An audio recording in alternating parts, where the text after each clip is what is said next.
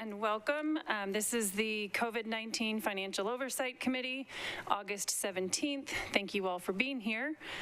We have a pretty full agenda, as we always do, and looking forward to hearing from a lot of new faces. So we're going to start today with the Urban League has a presentation for us, a recommendation related to workforce development. You should have that in your email from yesterday. And I'm going to invite the team up.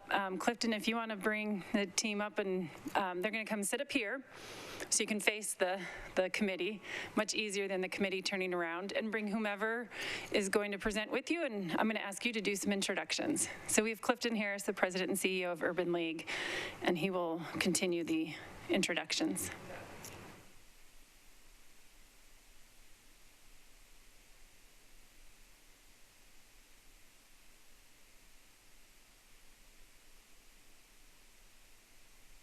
Thank you all for being here.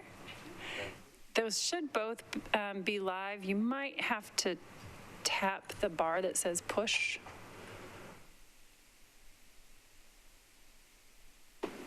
Worst case, you can share. Testing. You're good. I'll have you guys share that one mic then. Okay. I'll let you start. Before you start, we're looking at proposal, correct? That's correct. Yes.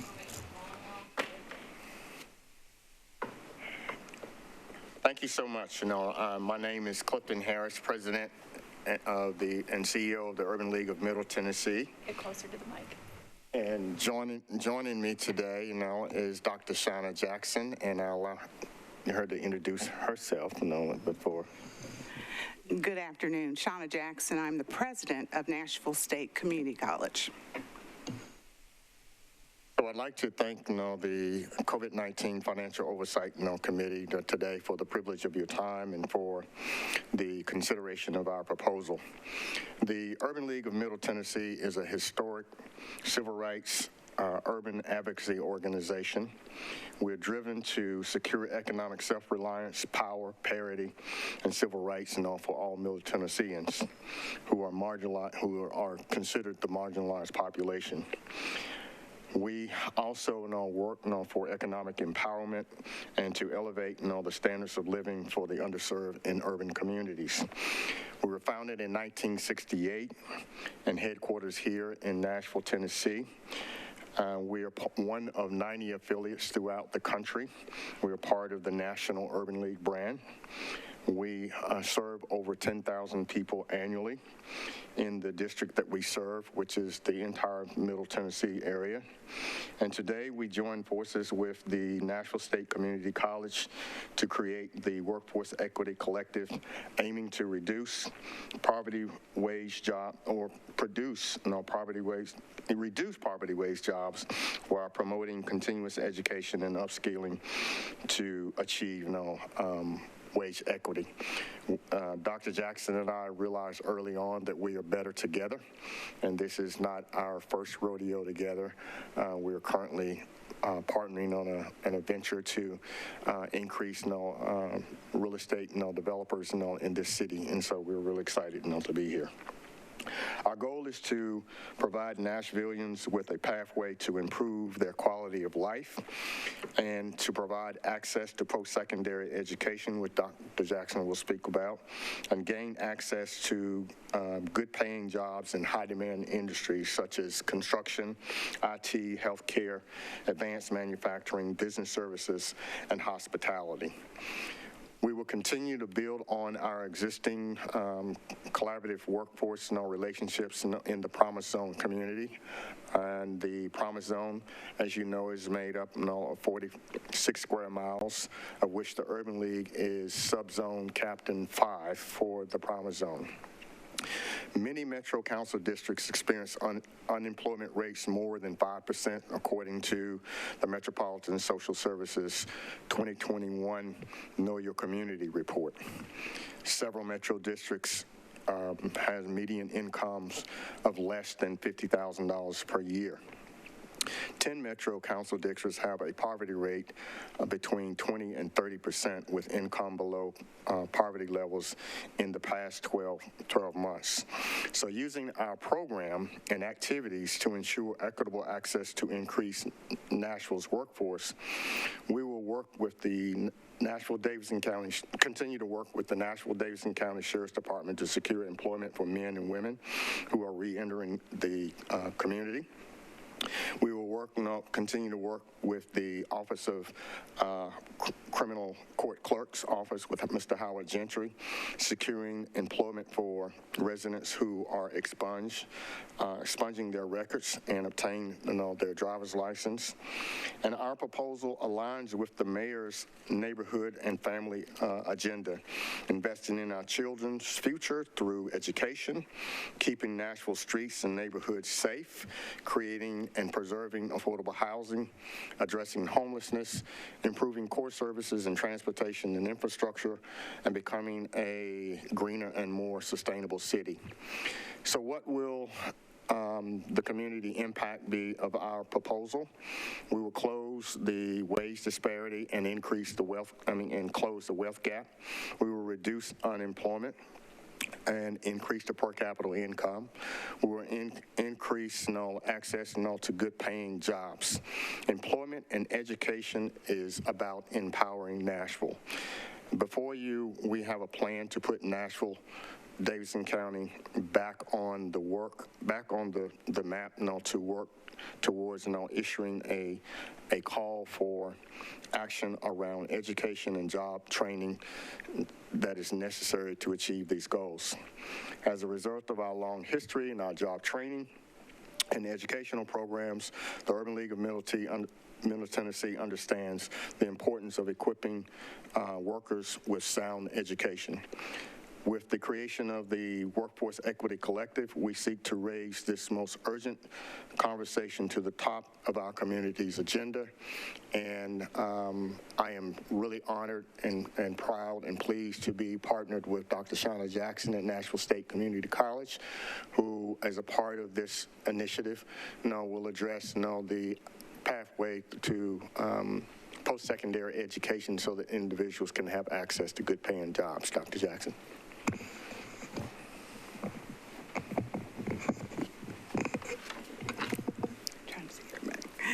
As Nashville's community college, it is now time for the college to go to our community. We can all see that this current system of post-secondary education, it's broken for many, but especially for the underemployed and unemployed. And today I believe that Nashville stands at a crossroad. To remain a vibrant and thriving community, we cannot afford to leave any one group of people or any one community behind. We must grow our own talent. And I know many of you have heard that. It's a topic talked about all over this city. Not everyone is enjoying Nashville's prosperity. Individuals and families are struggling. Employers are crying out daily for help. And we have many institutions and organizations involved in trying to remedy or reduce the impact of this growing crisis. I still believe that education is one of the strongest ladders to economic mobility. But access to education is not enough. Nashville State has been heavily invested in providing holistic supports for students since my arrival in 2018. And in the last 2 years, we have created several innovative partnerships with employers to develop short-term workforce training, in addition to our career entry, technical certificates, and transfer degrees. There are many organizations and colleges. We're all working on the same thing, but it isn't enough. Individually, we can make small gains. But recently, as Clifton has said, and what Dr. Ball and I discovered a few years ago, we are truly better together. Nashville State's primary role in this proposal is to redesign the traditional model of creating access to workforce training, where we have students come in our case, to one of our 4 campuses in Davidson County. And then after they enroll, we are trying to identify and then eliminate barriers to success. So our Ready to Reconnect program will bring the training and services to the community. You will see in the budget a request for a mobile classroom. So I want to clarify, this is not a modular classroom. This is a bus that can be moved from neighborhood to neighborhood, internet capable, in order to provide the maximum flexibility to meet people where they are. Now, we're going to continue to work with MDHA and a lot of our partners, especially in the Urban League, to find existing spaces, but we thought it was a high priority to make it easier when you talk about transportation, childcare, all of those barriers, to come where people are.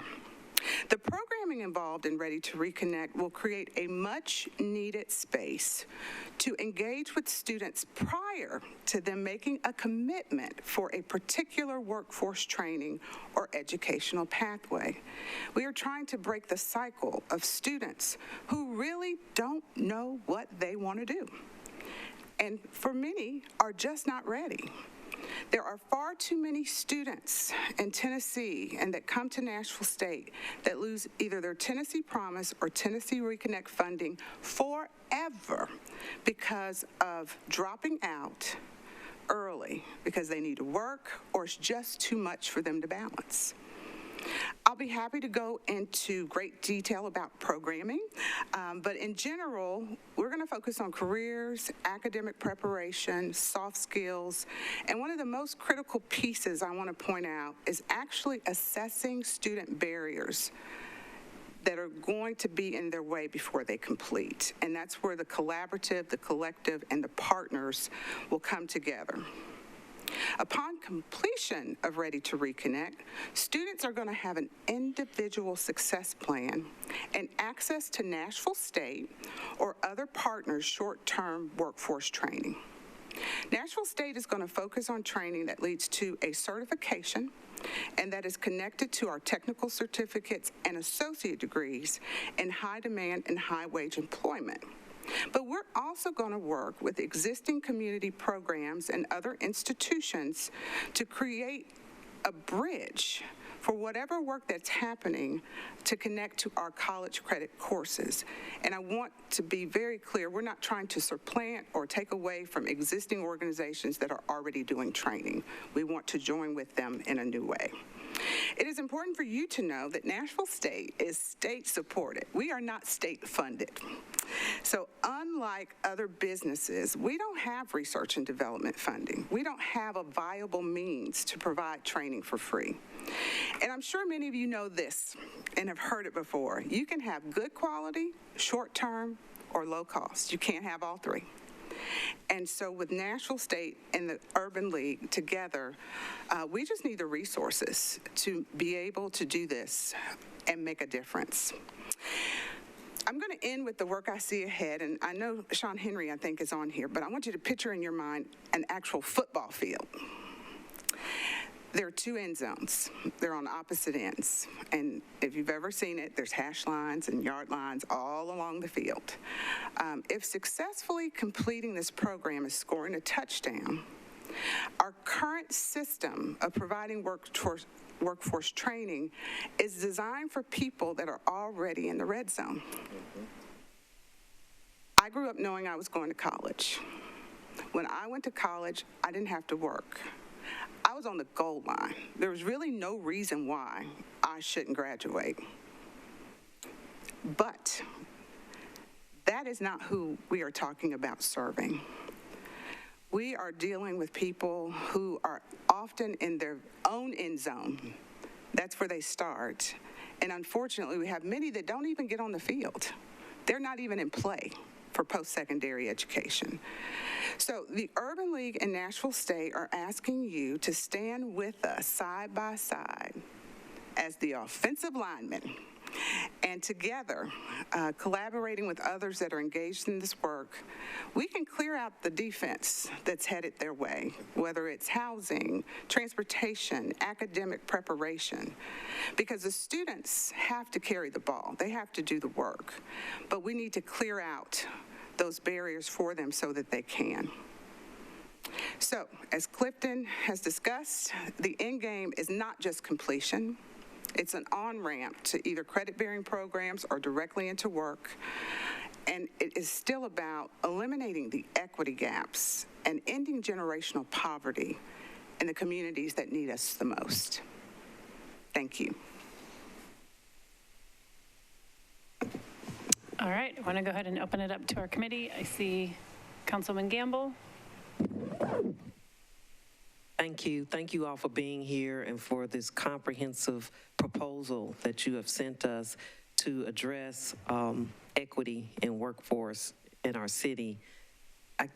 If you can put into an example kind of how the program will work and how where the participants would come from and what are the expected outcomes within the first year?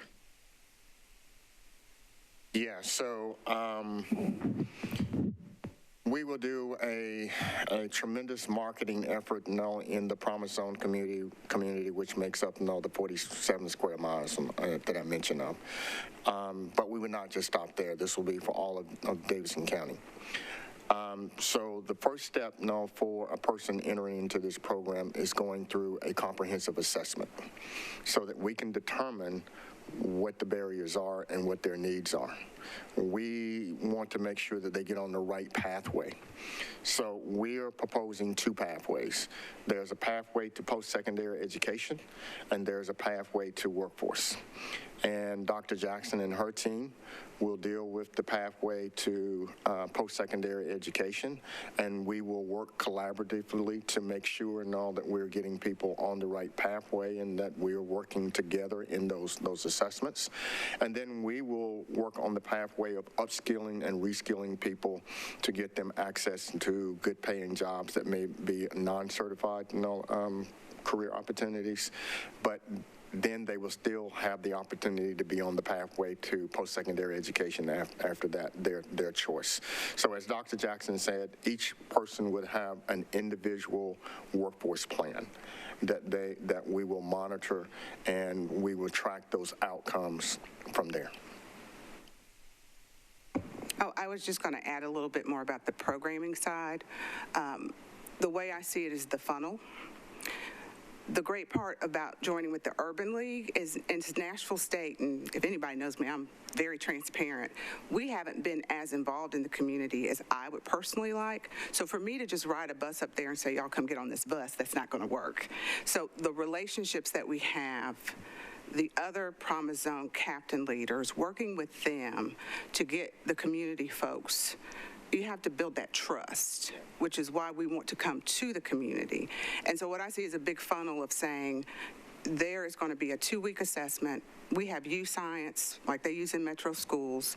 We're going to look at aptitude and interest. We want to bring employers in with us at the beginning to say, we're going to have all these training programs that are going to lead to jobs with these people, but you're not ready to get on that pathway yet. And so that assessment of that academic for us, reading, writing, and math, just seeing where they are, and then trying to close that aptitude and interest gap. What we're trying to avoid is just saying we have 3 healthcare programs and 1 IT program, you go sign up. Before they ever get in one, we want to do about 2 weeks worth of assessment, counseling, really talking to them about the barriers. And then for our programs, and that's where we'll line it all up, we are going to, like we have patient care technician. If we know that's where they're going to be, that doesn't put them necessarily into that high wage career right away, but our partners at HCA are prepared to help students continue on. And so that's where you go, okay, we got to talk about the benefits cliff and what's going to happen. And so it's that holistic wraparound services that we want to do beforehand before you put them in a program. So we're hoping that the participants that actually get in the programs will be completers. One more follow-up question. And with that program, having the holistic services and the individualized pathway programs, you mentioned barriers that have kept students from staying, for the retention, going through programs. How is this program different to address those barriers to help that individual so that once they start, they're able to continue, continue straight through? And I'm sure Clifton might want to add, but this is where we bring people together. Like right now in Nashville State, if they need housing, I have to send them somewhere, which means they have to go and do something else and come back. We see it as a collective where we're all together working to serve that student. And so, the Martha O'Briens and all of the people that are individually working on this, we want to bring them into a collective so that we're not having to send people. The services are right there. There'll be some students that are not ready to reconnect, but we want to know that up front instead of saying, hey, we're going to pay for you to go through this program, knowing that they're not going to be able to complete. So that's how I see it, and Clifton might speak differently, that it's not this separate thing. It's a collective that we're just saying we wanted to lock arms to lead, but this is going to take all of us, and I think we know that, to make this work, but doing it in a way that is strategic and intentional versus, well, we know they got help over here or there. We want to work together. Okay, I've got Councilwoman Sepulveda and Johnston. Thank you, and thank you for being here. I have two questions right off the bat. The first one is recruitment for this program. You mentioned two of them, which is the Sheriff's Office and Howard Gentry's office. Just wanted some more information of how you are creating a pipeline to let people know about this program. And then my second question had to do with your budget. I was looking at some of the salaries, and one example being salaries for instruction, $200,000 with an annual increase of $4,000. It seems like they're high salaries. None of the proposals we've had before us had salaries quite this high. So my question is this the market average? Am I reading this correctly? If you could just speak to us a little bit about that, that would be helpful. I'll address the salaries and pass that on. What we're going to be looking to do in some of these is to bring individual faculty in. Like, we don't have one person that's going to do reading, writing, and math. So it would be multiple faculty on our side. And so I think that they were thinking about all of the training that was going to occur and how many faculty members would we have or how many trainers would we have to contract with. We are happy to break that down and give you more detail around what would go into that number. But I know as they were talking about putting it together, it was thinking about the number of people and how many different programs we're actually going to be offering. There's certainly a difference between what we will pay an IT faculty member or a healthcare professional versus a reading specialist. And so there's probably a lot of detail we could have for you to address that. And then on the recruitment in our part, no, we just completed a comprehensive analysis of our job description that had them all graded and what have you. And these salaries, are industry standards, for the cost of living in Nashville.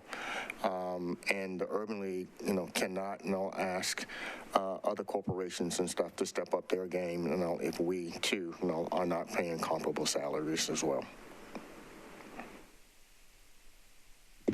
The recruitment for getting people into the program? Oh, the recruitment for getting people into the program. So, yes, we will work with our collaborative partners in the Promise Zone community. We will continue to work, with our partners in the Sheriff's Department.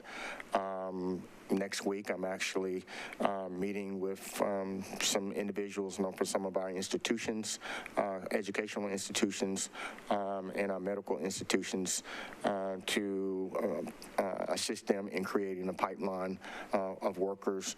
We will also work with other communities that we have in our community, Hispanic community, as well as our Kurdish community. So we're trying to serve the whole city and not just a group of people in our city. And one thing you didn't mention, I want to make sure, Dr. White at MDHA has been a strong advocate and partner in this. And so as he's thinking about future development and things that he is doing, he will be a very strong advocate in helping us to recruit the residents of his developments. And Dr. White and I are also in process of connecting with Commissioner Clarence Carter, to see how we can move the needle on getting people and offer mainstream benefits that he offers into this program as well.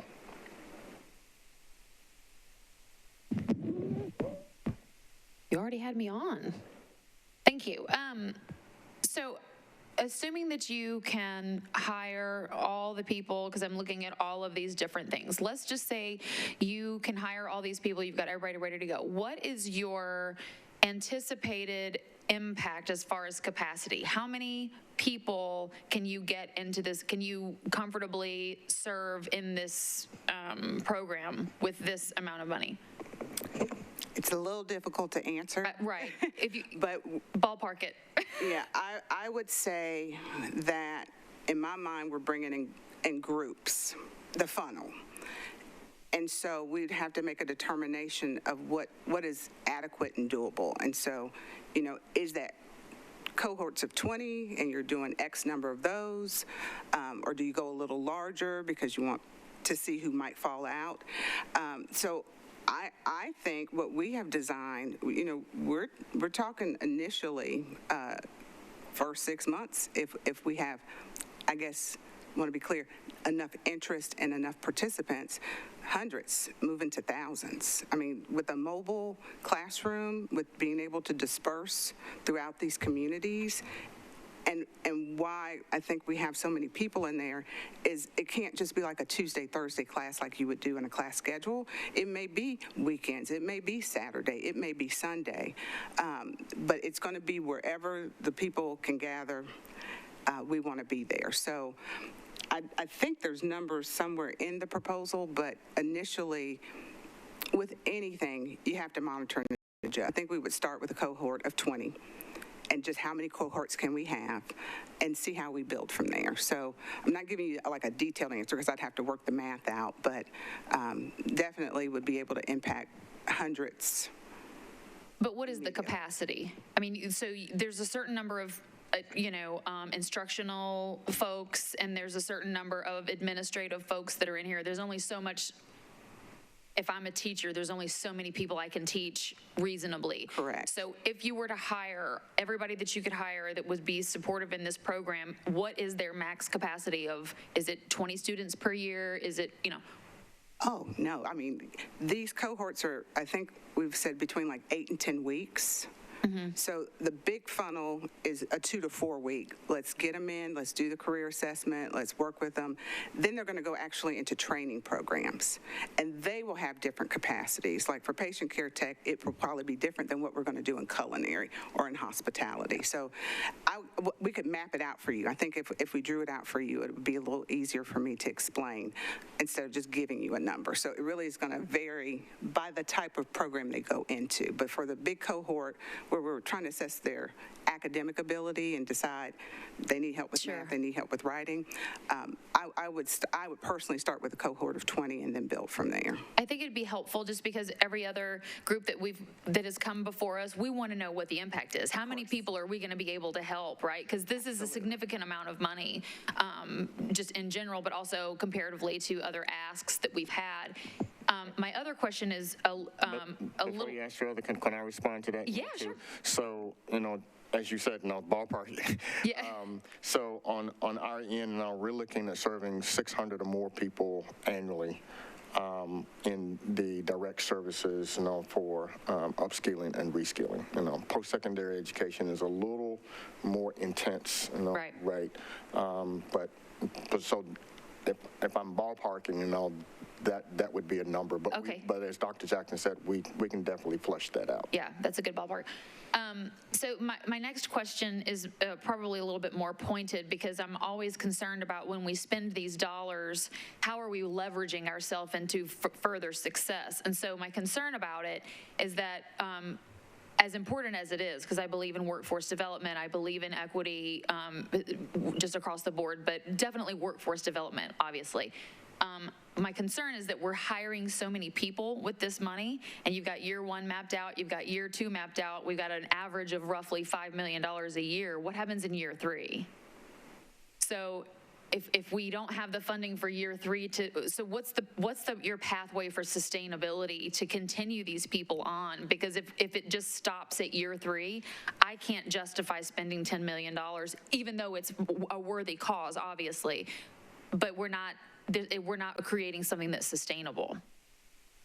Yeah, I would say, that, for us, we will continue to work with our corporate partners, because I think our corporate partners are the benefactors and all of the work that we do, and they should have some skin in the game.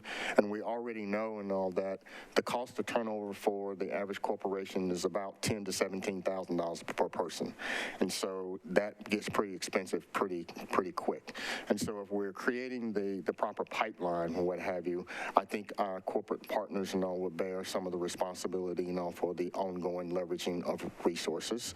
Some of the work that we do, with some of our current workforce, providers, will bear that responsibility. Dr. White, has already, committed some things, to us, as well.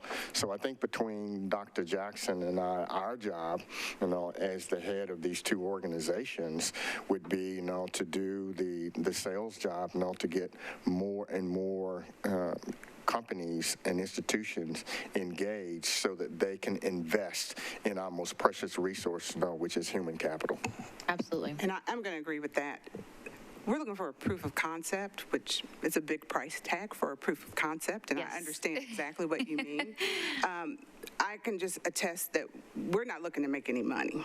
So when we really map out instruction, if it's not $200,000, it's not $200,000. So one of the things I think that is critically important, as Clifton has said, is that if this is leading to employers being able to hire qualified, well-trained people, then we're expecting them to invest as well.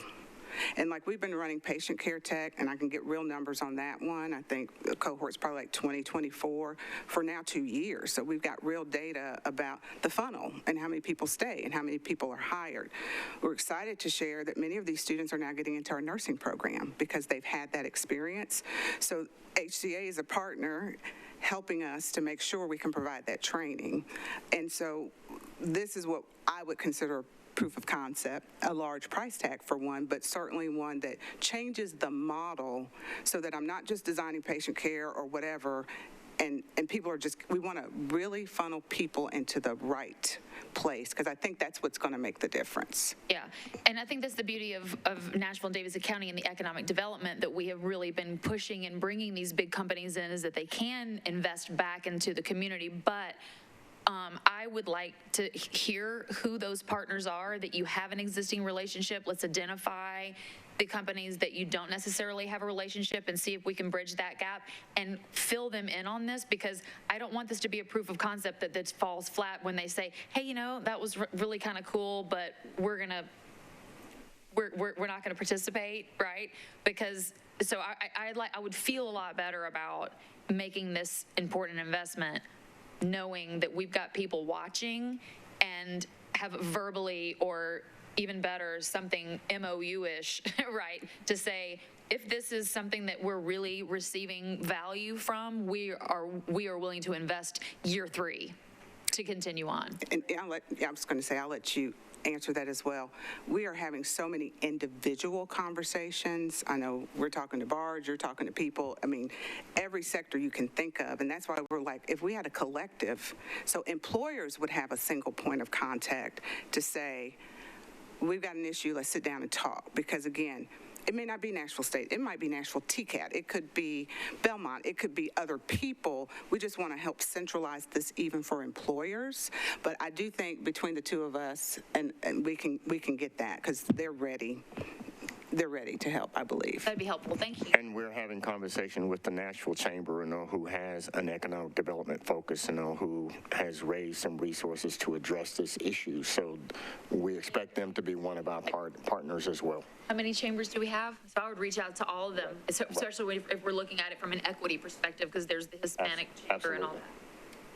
Okay, I've got Sarah Finley, and then I'll go to Jose, and I'll come back to you, Councilwoman Savalova. Yeah, first of all, thank you for the presentation. Just have a general question and then a more specific budget question. On the more general question, is this something that the two organizations have just talked about and created as an idea going forward now because of the possible source of funding, or is this something that you've already experienced, kind of what works and what doesn't work, that you're now trying to scale? I'm just trying to get a sense for what experience is underneath this versus what's sort of, more aspirational about what would work. So I'll start with the Red Academy, and Clifton can talk more about that. Obviously, the funding came through the Urban League, but you always need an education partner.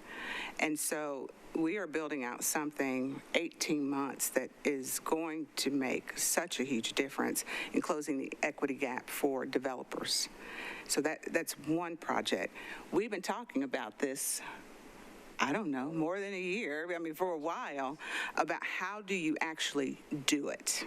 Because for Nashville State, the advantage is I can walk into the community with him or with other partners he's connected to instead of standing alone as a college. So in general, yes, we've been talking about this for quite some time. For the college, we've been so focused on COVID and just internally what we were trying to do, that's when we kept noticing this model's not working. Employers keep coming to us, and we have students that are like, going to school is hard. So we've been having more intentional conversations even with employers about how do you balance school and going to work. Vanderbilt University Medical Center is a perfect example. And talking with them about their need, we sat down and created with their folks and our folks a medical assisting program. And they started with their own employees. So people that were driving buses or working in the cafeteria or cleaning rooms have gone through this medical assisting program. Well, it was only 15 students. Well, if you 15 students yourself, you never get to the impact and the real numbers of trying to get people together. So I'll let Clifton finish that, but we have been talking about this, tossing it around, what does it look like? And so many of the things I think that are in here will filter out some. This is the big aspirational ask that you scale down and say, where would you start? Where would you really start? Where would you really concentrate? And so we talked a lot about, do you just pick healthcare and just work on that? Or do you just pick IT and work on that? And then you're like, you can't pick. And that's why you see this just kind of exploded to something a little bit bigger instead of saying we're just going to do a niche. So it's just, the time is now. I really do feel that there has to be a significant investment in redesigning how we keep banging our heads against the wall. Why won't people come? Because they have a lot to deal with first. And so one of those positions is like a social worker, where they're social workers, but we want one embedded into the big funnel. And so, Clifton, I'll let you talk more about. Yeah, is it aspirational? To me, no. It is a strategic plan and all that has some proof of concept on a small scale basis. Let me give you an example. So I had the pleasure of before the storm came through and tore out everything in North Nashville to stop at the O'Reilly's Auto Parts. And as you all may know, there are guys at the auto parts store they're out there hustling right there on the spot. And so I stopped in, and there were a group of guys out there, and I told them about some mechanic jobs working on conveyor belts out at the airport. $70,000 a year plus benefits plus vacation, right? 4 of them applied, 2 of them got jobs and working today. that showed me, that when people say to me, we can't find qualified workers, it says to me, you're not looking, or where are you looking? And so this is a way, to go, as Dr. Jackson said, go where people are, and give them an opportunity to get access, to good paying jobs. We have the skill set, to get people trained up. Dr. Jackson has the skill set to get people educated. And so now we're coming together, with what we think is a strategic plan that makes economic sense to be able, to invest in our most precious resource, which I said earlier is human capital, and put a qualified, trained, ready labor force in the pipeline for our corporations. And in doing that, our corporations have to give back to support that. So. Yeah, that's very helpful. Thank you. I had one more specific question. It's more of a budget question. As I would expect, there are obviously a lot of incremental costs associated with ramping this up and increasing the funnel. And you've got your staff costs, your admin costs, your program costs. The one thing that I wasn't real clear exactly where it fit was this indirect cost amount, because it's a fairly significant percentage. It looks like it's not necessarily specific to this program based on this description. And I just wanted to understand that a little bit more, because it is such a significant, percentage without, we have so many nonprofits that are seeking support as part of this process. I just want to make sure I understand the nature of this support so that we can evaluate that in the context of what really is sort of excess demand for the supply of funds. Sure. Our cost, for indirect, runs about, 20%. Whether or not, we are able to subsidize that cost depends on how hard, we work, but that is the true cost. For the administrative costs, I remind people all the time, there can be no programming without administrative costs, right? And so we got to have the administrative costs, to be able to make the programming work. And so what you see here, it goes beyond just supplies, but, occupancy rate, our rental rate, it also gets into our insurance, our liability. At some point, you give us this kind of money, you're going to want to audit. And that audit is not going to be just a single audit. It's going to be, a very in-depth audit. And we want to make sure, that we have the resources to be accountable for the resources that you entrust to us, So, yeah, our costs at the Urban League is running about 20%. So on the indirect costs, which again, that's different than the staff, the admin, and the program activity categories, are those costs that exist with respect to this program or just in general? That's what I'm trying to get a sense of. No, those are costs that we estimate in respect to this program, what it's going to cost. Thank you. I just wanted to follow up because that was an observation I made, and this committee has limited, some call it admin, indirect, there's been a lot of different buckets, but we've been limiting it to 10%. So I think that would impact the final funding, and that was an observation I was going to share with the committee when we got to that point. So. Okay, so I have Jose and then also Councilwoman Sepulveda. Oh, and I'm going to go to Vonda before I duplicate then. Right, one of the benefits. Oh, sorry, I didn't mean to cut you off. There you go. One of the benefits of going towards the end is a lot of the questions or points get brought up. So a quick comment, and then I do have a couple of questions. First, of course, I'm a big proponent of education. As a career myself, of course, I share your passion for it and understand that education is one of the most important paths towards upward mobility. I'm excited about Nashville State's role in something like this because I, for example, attended a presentation in your partnership with the Chamber about 4 or 6 months ago, and it's impressive. And so to have a partner that is delivering and and has those pipelines is, brings me peace and excitement about something like this that's so important is the workforce development piece. Having said that, put my hat on as a member of this committee that is dealing with looking at lists of requests and looking at the funds dwindling and looking at the budget. And so my questions really pick up on a couple of the points that have been made. One is I see $3.2 million in sub-grants to other participants, to other organizations.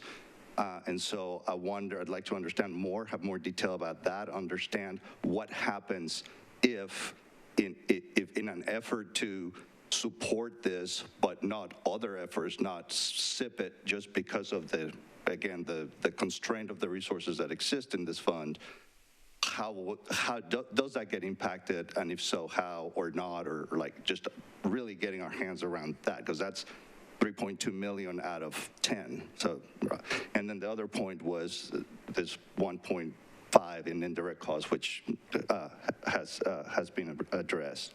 And then the other question I have also brought up around the notion of outcomes on the proposal, very thorough proposal, but there's no quantitative numbers. And so I would feel much more comfortable that you've identified sort of some very generally, like, what does success look like? Well, we put people in the funnel, but I think it would be very helpful for the committee and for everybody that would be looking at a program as ambitious as this to really quantify and to say, all right, there's an investment of X, let's just say that it is 10 million, and then 2 years from now being say, well, yeah, and that means that there are 2,753 people that are employed, or were moved up the ladder, or were reskilled, or what have you. I think that would really validate the proposal and make it much stronger. So thank you for your comment, and then the first part of your question. We would have to adjust the budget, if we were not able to go out and get the collaborative support, that we need, from other partners, that we have talked to and all about helping to stand up and support this program, this initiative. But also keep in mind, from a marketing perspective and from a street credit perspective, the more we're able to partner with organizations that have boots on the ground doing work, in the community, the more successful we will be, in recruiting the right people, to enter into the program, right? So, I don't need to try and be all things to all people, but I do need to know who is, right? And to go and join forces, with them from a collaborative effort, to be able to get them to help bring the outcomes to bear, for what we're proposing in the program. The second part of your question, as far as the quantitative, we can definitely, go back and get the quantitative numbers, as you ask. Right now, we have some guesstimates, but we didn't want to come forward, with guesstimates, until we know how much money we're working with. Clifton, can I follow up to Jose's question? Because I could be really wrong, so stop me. But those sub-grants, are they to other nonprofits that would provide wraparound services that allow the students to stay in the program? I thought I heard Dr. Jackson even referring to like some of the rent, sometimes it's food assistance, it's transportation, that in order to keep the students in the program, you would actually sub-grant to nonprofits that would allow them to do that so that they could pay their rent if they weren't working as many hours in a job because they're now going to school. That is correct. Okay, that's what I thought those sub-grants were, and I didn't hear that specifically, so I don't know if that helps. Yeah, that helps, and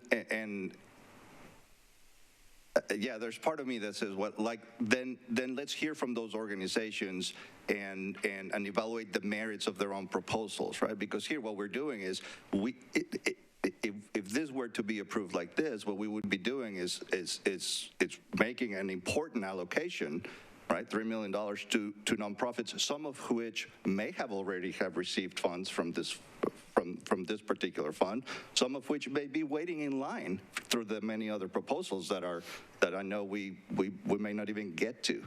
And so I guess I don't know how to do that. I would just like to be able to reconcile from from, our responsibility in this committee, reconcile how does the money flow to those, and not just, and it has to be beyond just saying, we have partners that will make this happen.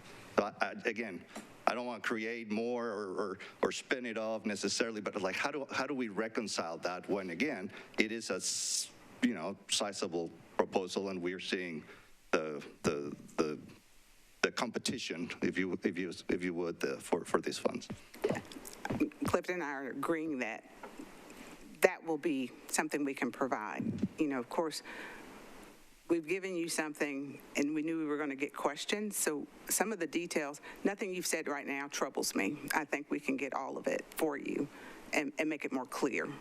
I haven't heard anything that I'm concerned about. I think we can get the employers, we can get the partners. It's just the time to get all that together. So I think the relationships are strong enough. It's bringing it all together and putting it in a document that we can provide.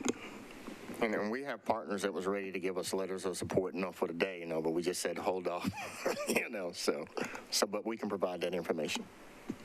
All right, I'm going to go to Vonda McDaniel.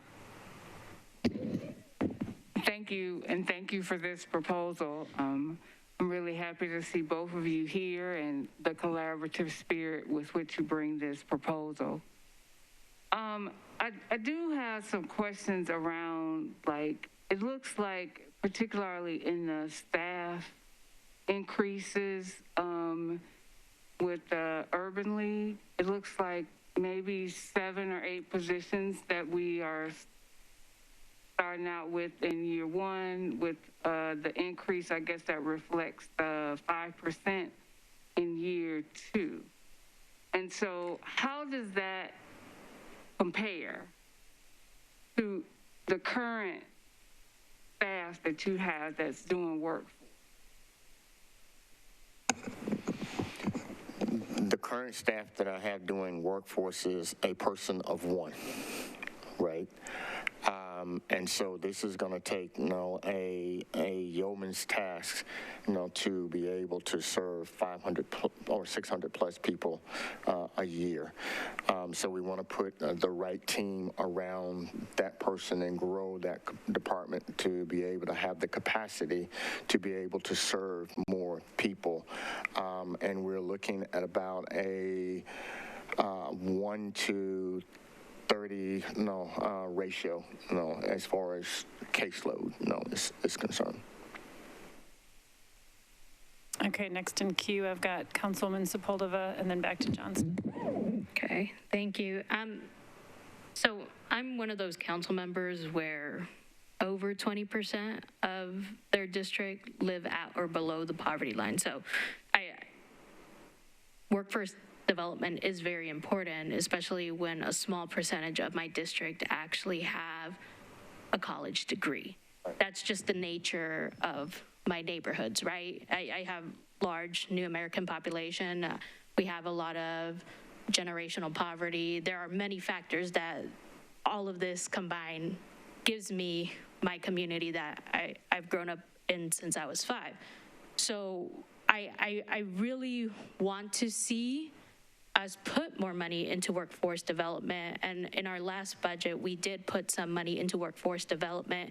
And it was a very specific type of program that Vonda is very familiar with.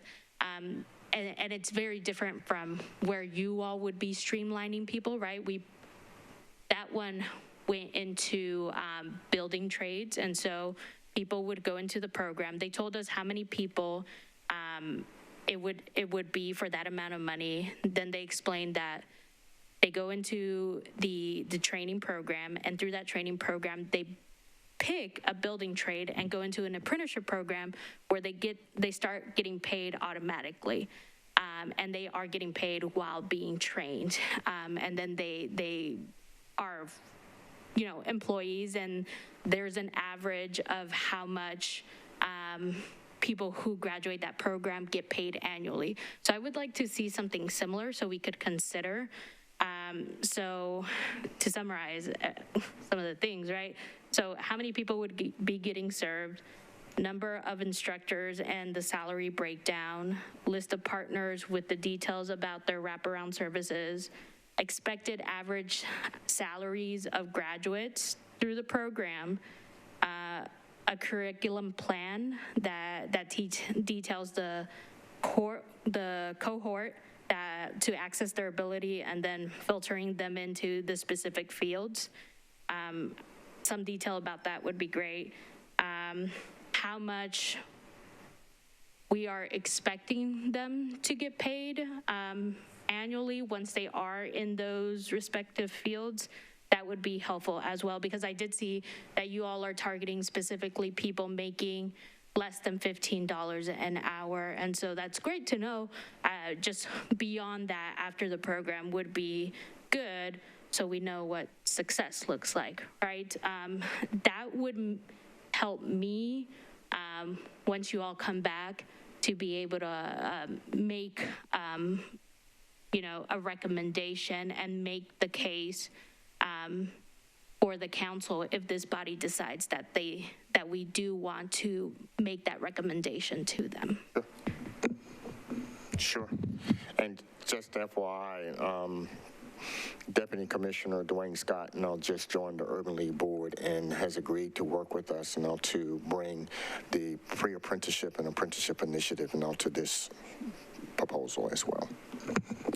In Nashville State, we have some federally registered apprenticeships. You'll see one of our positions is an apprenticeship coordinator, because we don't have that. So to increase our capacity to do that, like right now, our program director for culinary is handling apprenticeship programs, but if you were to expand it beyond our students, you need another resource. So just wanted you to be aware that that's a part of it, which is why the funnel and then the different pathways. It's kind of like, I think what I would just suggest that we'll bring back is existing ones, but then what we would like to create, because we haven't really conceptually wrote them all down to be, so we've got some in the sectors that we've indicated. And like I said, we've got some partners like Barge right now, they need surveyors like bad. So we're trying to create training, but the pathway to start as a surveyor and then you work your way up. And so those are ongoing conversations, but we would bring that pathway in. I think Barge would support, they give a level of support. It's just an example. But the apprenticeships and that learn and earn model is really strong. And that is something that not everybody's ready for, but those that are, which is why you do the funnel, will have great success in that. And again, those programs that already exist, that's great. We're not trying to supplant them. And so it's complementing or creating new spaces instead of trying to duplicate what people are already doing, which is why, again, we keep calling it a collective. They would be in the collective because we're all trying to do the same thing, but there's power in saying you've got people in this program that didn't want to be in it, that could be over here doing better, and then I've got people in mind that would do great in that program, and being able to communicate in a way I haven't seen us do before. So I've got questions with Councilwoman Johnston and then Gamble, and then I might just ask the group then if there's any more content that you want. It sounds like we're going to reconvene before we vote on this, so let's get that out, and then we've got two other proposals. So go ahead. Thanks. I just wanted to elbow down a little bit more on these indirect costs and administrative costs, because it looks like there's a little bit, so I'm not understanding. The indirect cost says operations of the entire agency, but cannot be identified to specific programs, including fiscal officer's salary, purchasing staff salary, occupancy costs, which is rent and utilities, postage, things like that, liability insurance. It seems like that's more of things that are already happening versus things that are specific to this programming, whereas up a couple of line items, it has ULMT as well as NSCC program admin costs that are much less, but much more focused in on the actual programming. And so I think more than likely that line item K will have to be specifically taken out or unbelievably reduced. So just wanted to say that I'm also concerned about sub-grants to partner agencies. I think that, especially when we're talking about things like rent relief, because we've allocated a lot to rent relief, so I don't want to duplicate dollars, even though, I mean, they will need some support, I'm assuming, but that is just a little concerning to me. And then I'm wondering just of how, because I want to find a way to get this done. But I'm wondering if this, even though you don't want to say, let's just do healthcare or let's just do construction, like surveying. I know construction jobs are needed everywhere. My husband has, I know this. But I'm wondering if it's easier to conceptualize and deliver or to articulate your deliverables in a more specific way if it is industry specific, and to create a pilot within one industry so that you can show this is the conceptual model of what we're doing based on this one industry, so that you can show your proof of concept and it's a smaller ask versus this across the board thing. I don't want to single out, and I don't want to be the one to choose which industry you would choose either. But I'm just wondering, just thinking out loud really, in a way to get this done so that we can answer these very specific questions that we have, because we have a duty to be very stingy, for lack of a better term, with these dollars, if that makes sense at all. I think in my mind, what I'm hearing and what I'm drawing in my mind, I'm a visual person, is that we're going to break down the costs by program for you. So big funnel, what we think that's going to cost. I already have 3 healthcare programs I know that we can deliver with instructors tomorrow.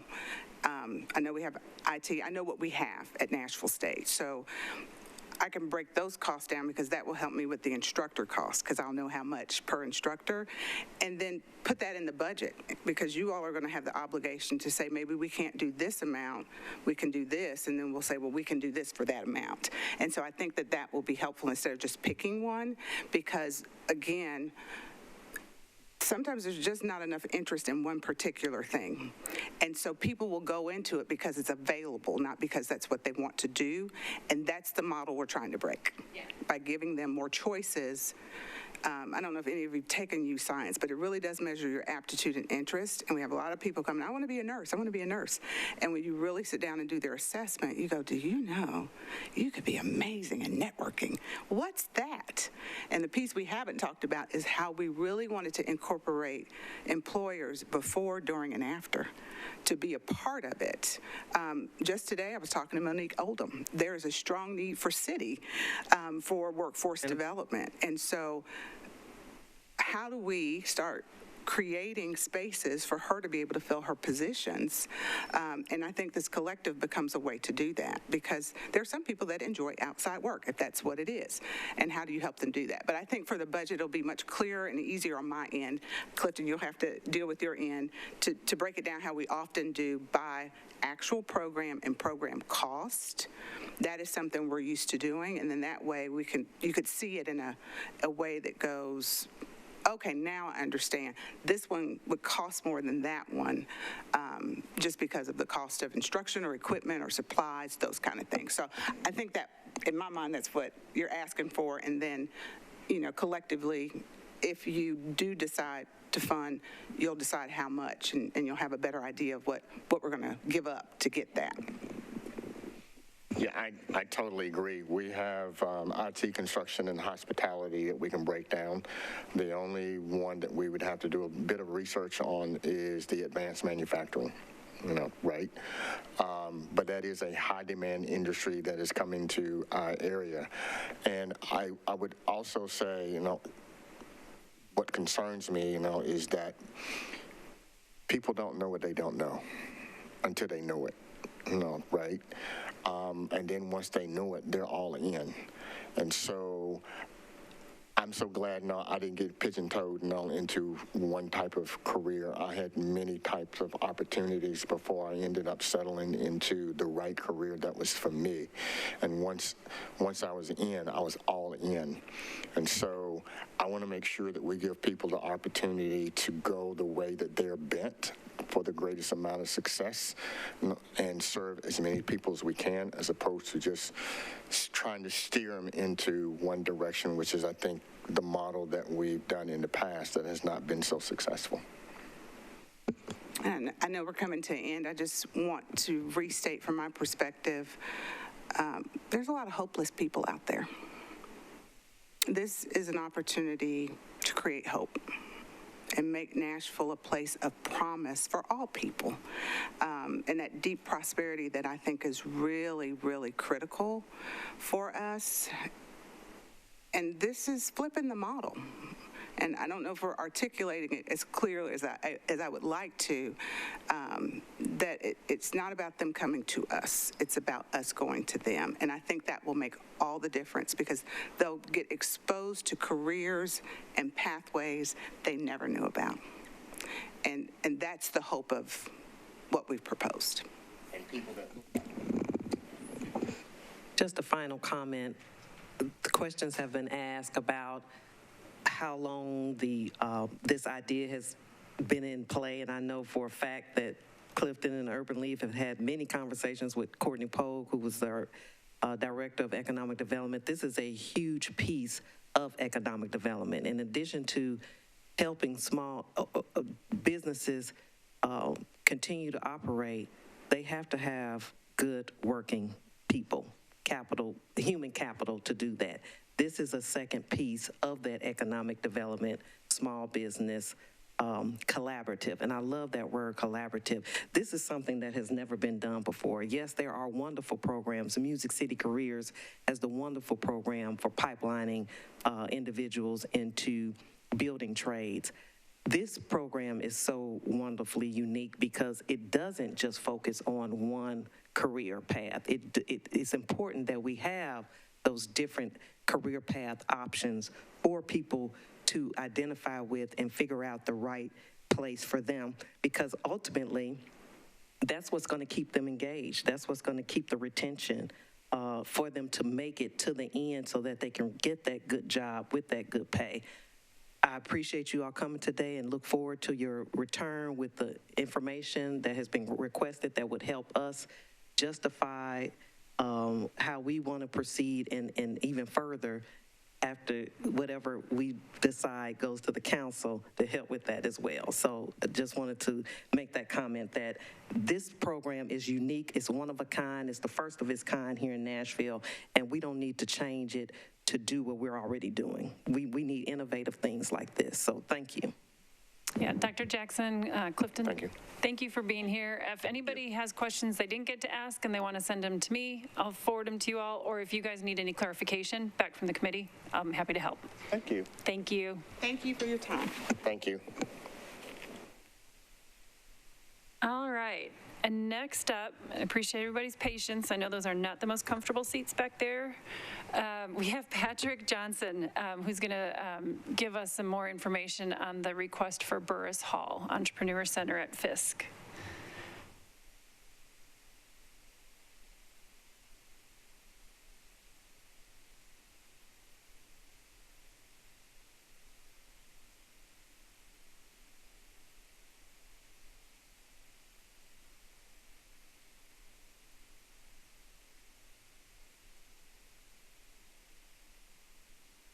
Hi there, welcome.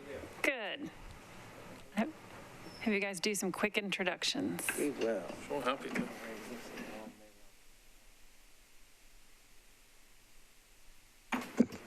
Good afternoon, everyone. I am Patrick Johnson, and my colleague here is Dr. Jens Fredrickson from Fisk University. He is the vice president of a lot of things, enrollment services, institutional advancement, and a couple other things, and somewhat the lead on any advancement of the institution and community engagement for the institution and the city as a whole. And yeah, sure. I'm happy to introduce myself. My name is Jens Fredrickson. I am the executive vice president at Fisk University. I've been there now for 8 years, 2 years as a visiting faculty member, and then the past 6 years in a version of this current role, which is institutional advancement, enrollment management, financial aid, the galleries, career services, which has really been a focal point. So. Yes. Overview of the request. The file is corrupted, the PDF is corrupted, so I'm not able to open it, I'm not able to, can you resend it? I can send it right See now. if that would help, because I want to be able to follow along. Worst case, we'll get some printed copies because I have one printed here. Fantastic. Am I waiting for that? No, go ahead. Okay, great. If all goes well, this will be really fast. That's just me. I've got, oh, you're going to do it, Sarah? I'll get it 10 times probably. Well, great. For everyone else, one, I want to thank everyone for taking the time, this committee, to review our proposal, give it great consideration. It is not lost on me or the university that the council has to review a lot of requests annually of a lot of needs that the city has, and all have great potential impact, and there's a limited amount of resources to do so. So again, thank you for your consideration. Before you, you have a consideration of a renovation project on the campus of Fisk University in historic Burrs Hall, which is on 17th and Meharry Boulevard. For those of you familiar with the campus, for those of you who are not, it's literally a block and a half off of Jefferson Street, right in the heart of Jefferson Street, as the campus, the Fisk University campus, starts and moves towards Meharry and then Tennessee State University. This was a project that I was involved in with Darrell Freeman when he and the mayor and Jens began to have conversations around what could we do to make a huge impact economically in North and West Nashville with communities that have, in the entrepreneurial space, been somewhat ignored in this city historically and continue to be. And as a Fiskite, well, clearly, when I say as a Fiskite, I'm a graduate of Fisk University. I am a Nashville native, not many of those in Nashville anymore. But so this was dear to my heart as a local entrepreneur here in Nashville. I thought it was important when I see the growth of this city, and I'm 52 years old. I've seen Nashville go through a couple iterations, and this is the most exciting time ever for our city when you have large corporations, and those big corporations that feed off of the Amazons and the Googles and the Oracles, all clamoring to come here and look at this as their new corridor of talent and technology and opportunity right here in our own backyard. When I'm in meetings and I am dealing with external partnerships, there are very few people who look like the new Americans that are coming here to our city every day. There are very few people who look like me. There are even fewer women entrepreneurs who are in that pipeline that become the nutrients of what feeds these larger organizations, and they too become organizations that hire new talent, that hire the people to come out of our colleges here in this city. The Entrepreneur Center here in South Nashville is at capacity. And when you look at the demographic of that, it isn't reflective of what's in North and West Nashville. It's reflective of what's in Franklin and Brentwood and places like that. But there's a lot of talent. As I was listening to Clifton and his team, we have phenomenal workforce development programs that help people find jobs at lower levels and mid-career levels. But what do you do about the next HCA that's budding right here in our own backyard. HCA was created in my lifetime. Asurion was created in my lifetime. There's so many great companies that were created in my lifetime right here, budding. You know, I go to Nashville Healthcare Council regularly, and every year there are 10 new tables at the awards dinner, and these are all entrepreneurs that just had an idea 2-3 years ago, and now they employ 50, 150 people, or they've created technology that has changed the way that so many companies operate, whether it's Cash App or anything like that. And so in a series of conversations, Daryl Freeman and myself and a couple other people were thinking, what can we do? This part of town is really exploding and gentrifying and becoming an expansion of downtown, and it's about to be a part of the healthcare corridor as we know it. It's only 2 blocks from Charlotte.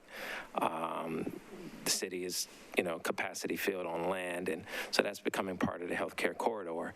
And so in conversations with Fisk, you have 11,000 square foot building that is in need of some TLC. But it gives us the opportunity with 11,000 square feet to really build an innovation and incubation center that could be state-of-the-art, that could feed a lot of young, I don't want to even say young because not all young, a lot of them are professors and people like myself who need a place for ideas to germinate, who need wraparound services, who could thrive when you're put in a room with venture capitalists, with existing businesses that are small and are about to grow to the next stage so they can be a mentor to you as a startup, or larger companies that come to innovation centers to look for the newest answer to solutions that are problems, or the newest solutions to problems that they have and they can't address because it's too cumbersome when you get too large. And so we came up with an idea. It's about a $20 million investment.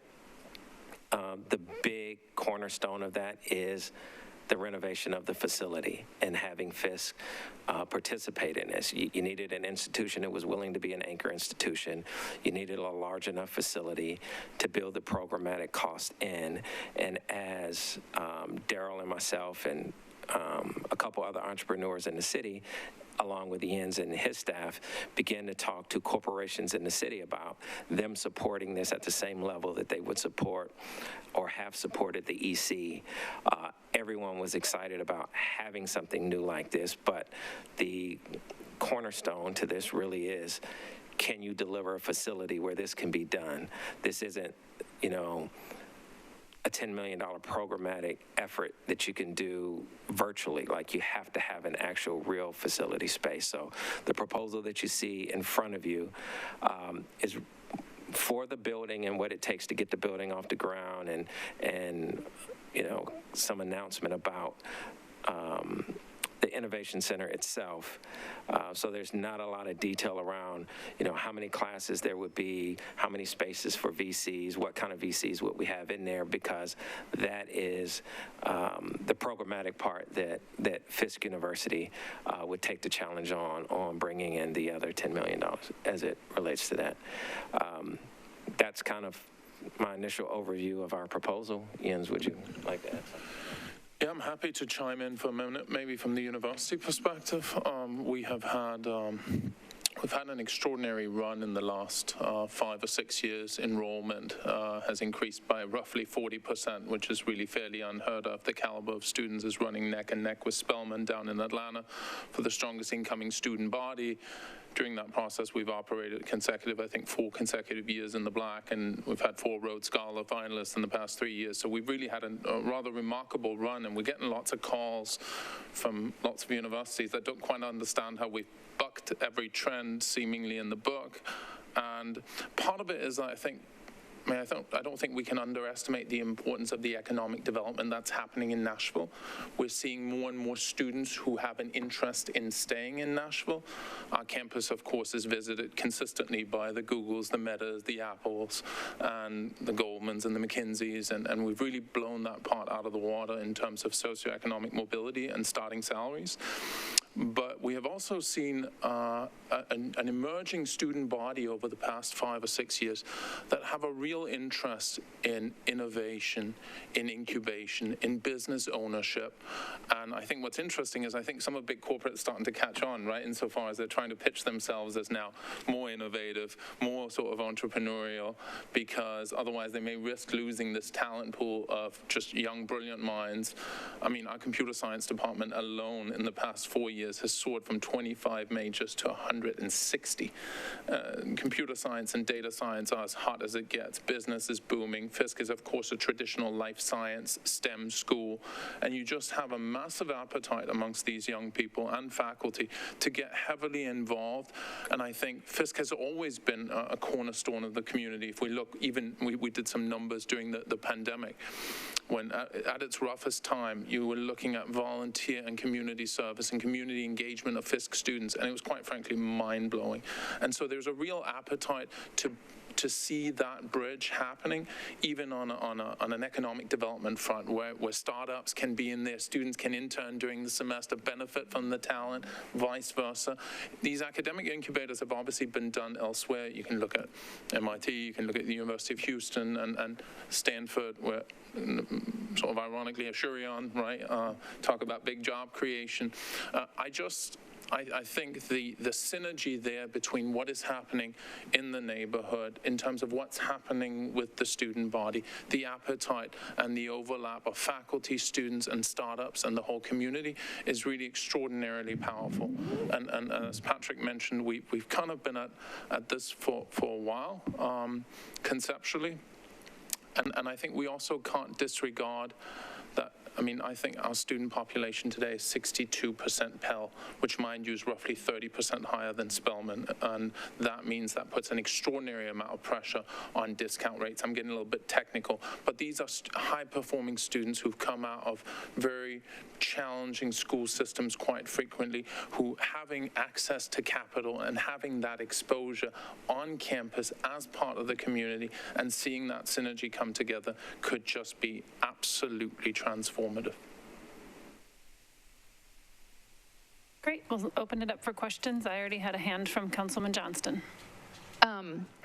So you're asking us to renovate a building on your campus, correct?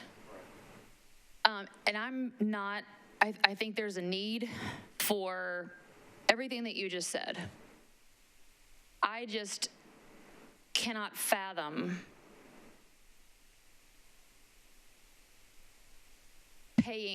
using public dollars, using these dollars that have been gifted to the city to improve upon, build a building for a private school or a private company. If we were building a building that would be owned by Metro, that would be one thing. We wouldn't do this for Vanderbilt. There's no way.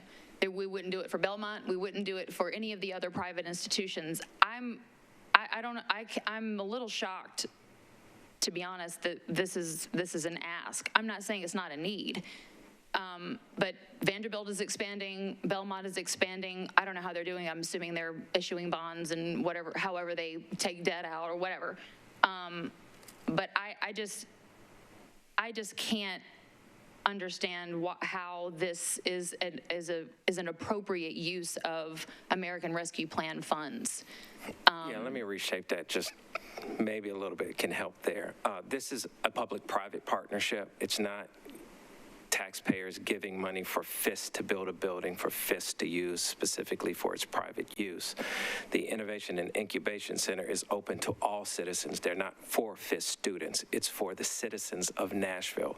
Students have the right and will have some spaces in there, as faculty will, to apply for and grant.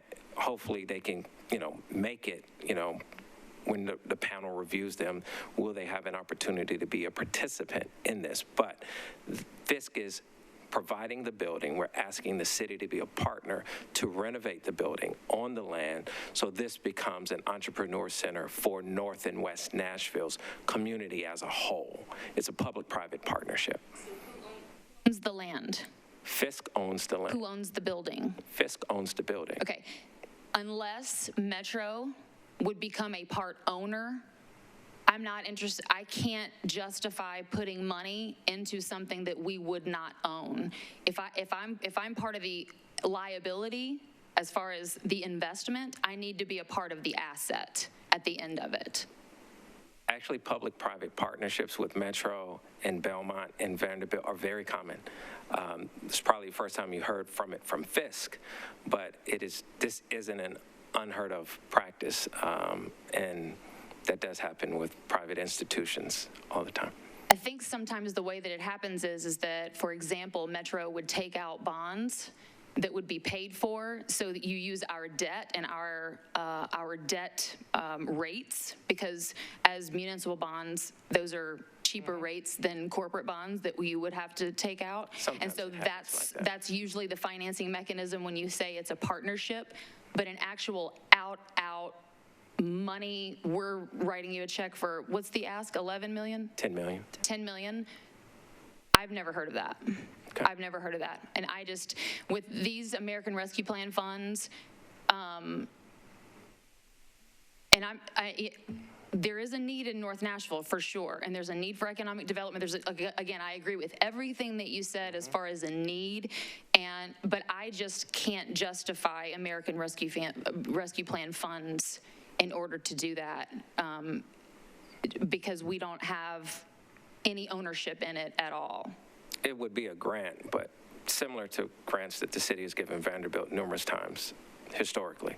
Not with American Rescue Plan funds. True, not for these funds. But I understand your objective. I was just trying to give a little color that it's not completely off the wall, that it hasn't happened in public-private partnerships before. Okay, is this an approved use as far as the framework of the federal guidelines? Yeah, with the economic development, it would be. Okay. I've got a little bit of a queue going. I've got Councilwoman Gamble, I've got Sarah and Jose.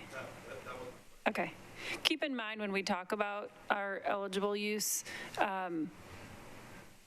most of our funds will be reported under revenue replacement. We talked about how we're using our lost revenue. We are sticking within the guidelines to make sure that they still meet those guidelines, but that's why we're reporting under revenue replacement, because it does give us some additional flexibility. So this may be in those areas of additional flexibility, but the concept of providing economic development in historically distressed neighborhoods is something that we have been doing with the funds.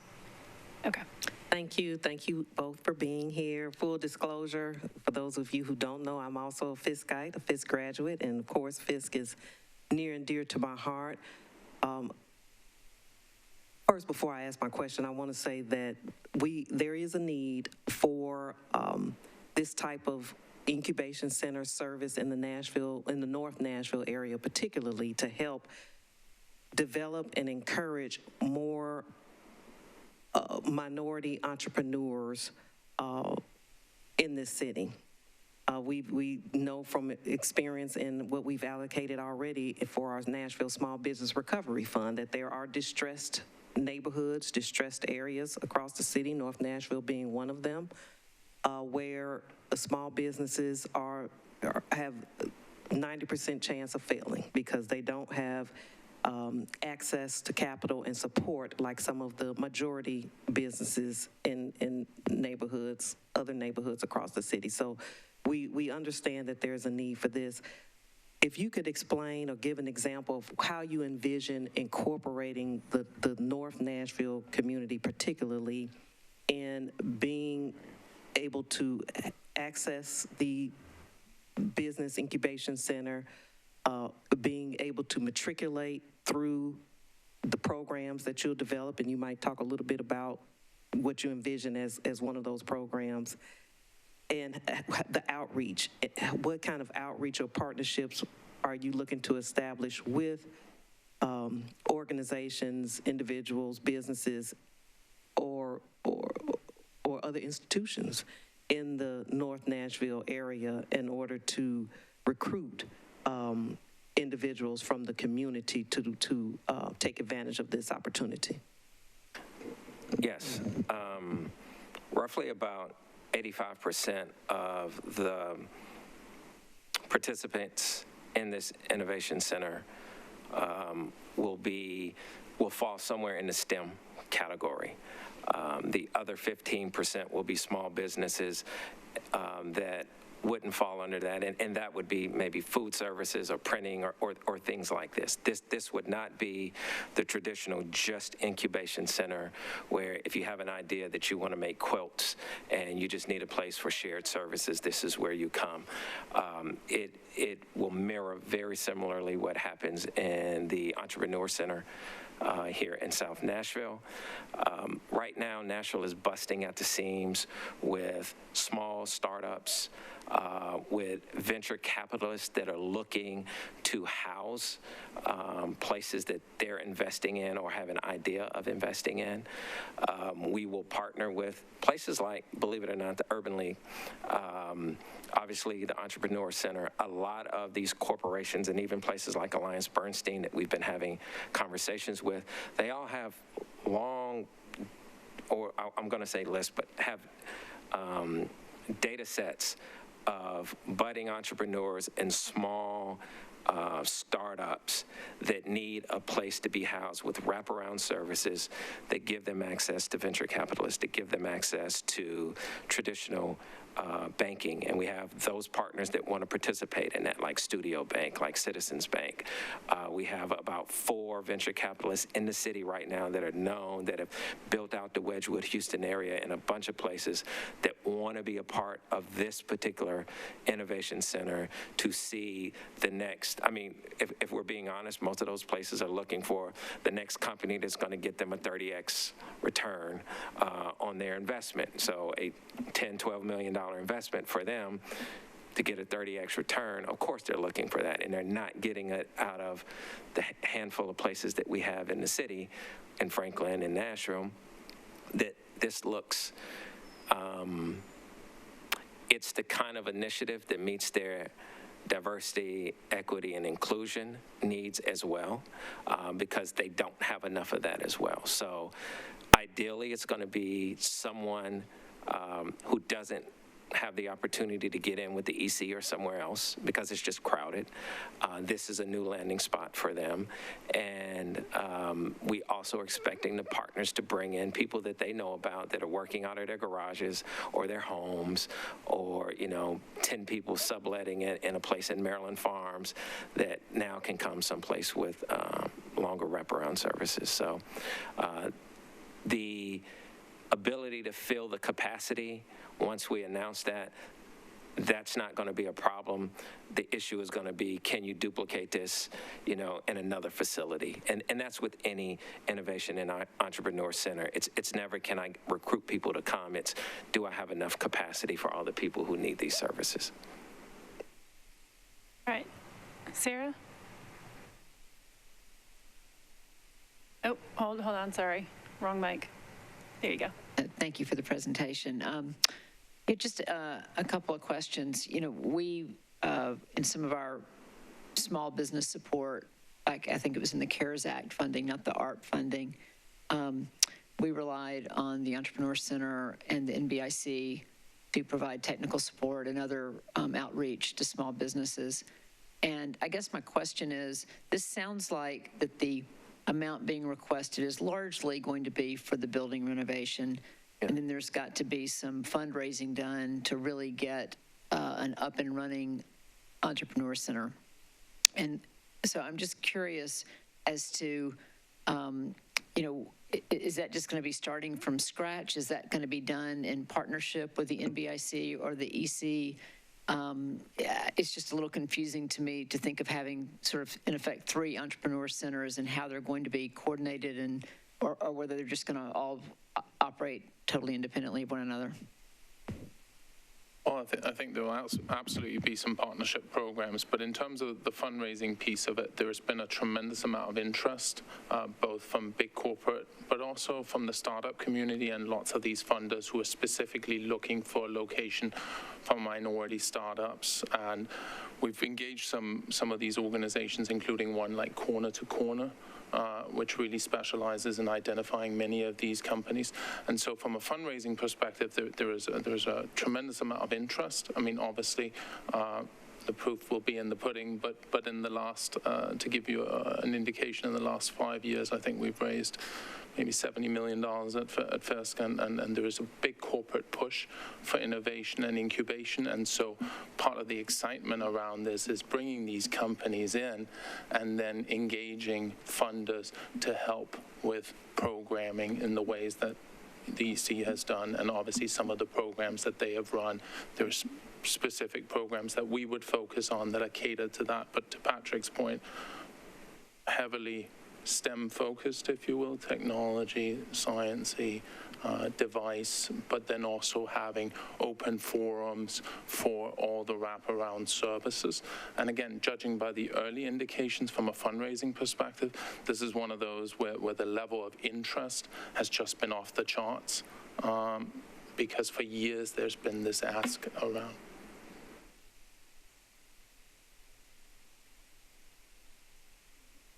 So, and just, I guess, trying to get a sense, you said you thought there might be some collaboration. We should assume that this is going to be staffed and ramped up. It's sort of just a new independent entrepreneur and innovation center, yes, not related to the two existing ones that we have. Yes, that's correct. Fonda? So I want to thank you both for your presentation. For the many people that know me and know the work that I do, we've been trying to establish a pipeline and construction and make it more diverse. But I also know the importance of, as Nashville is changing, to make sure that a diverse community has access to, maybe we're not Silicon Valley, maybe we're not Atlanta or New York, but Nashville and the economic base is changing, and we need to be competitive around that in terms of building a pipeline to talent. And I think that the proposal that you all have presented actually helps in that regard. My question is, based on a construction plan, how long before a program like this ramps up? And is there like something that is happening now that will be housed in this building once it's completed? So the plan around that is to obviously launch right away with some programming and generate real buzz and momentum and engage this entire database of companies and founders and startups that are already out there, to Patrick's point, whether they're renting at Maryland Farms or wherever else they are, and really spend the next, during the build out, spend that time both galvanizing and starting with events very early on sort of whether it's on a monthly basis, and really bringing these people together to get a sense of, as soon as the build out is done, how you would launch the vetting process with an advisory board and really hit the ground running. And my sense is that the excitement and the appetite for this, these events within the first month, we would put them on, and we obviously have some facilities where we can do that, but it doesn't resemble an innovation or an incubation center, but we would likely do that very, very quickly. And the fundraising part would obviously begin immediately. Other questions? Am I missing? Sean, let me get your mic. First, say thanks for the presentation. Obviously, it's very needed. Appreciate all the work going into it. But on the $4 to $5 million of the federal grant and additional fundraising, how much is from a federal grant and how much would be incremental fundraising?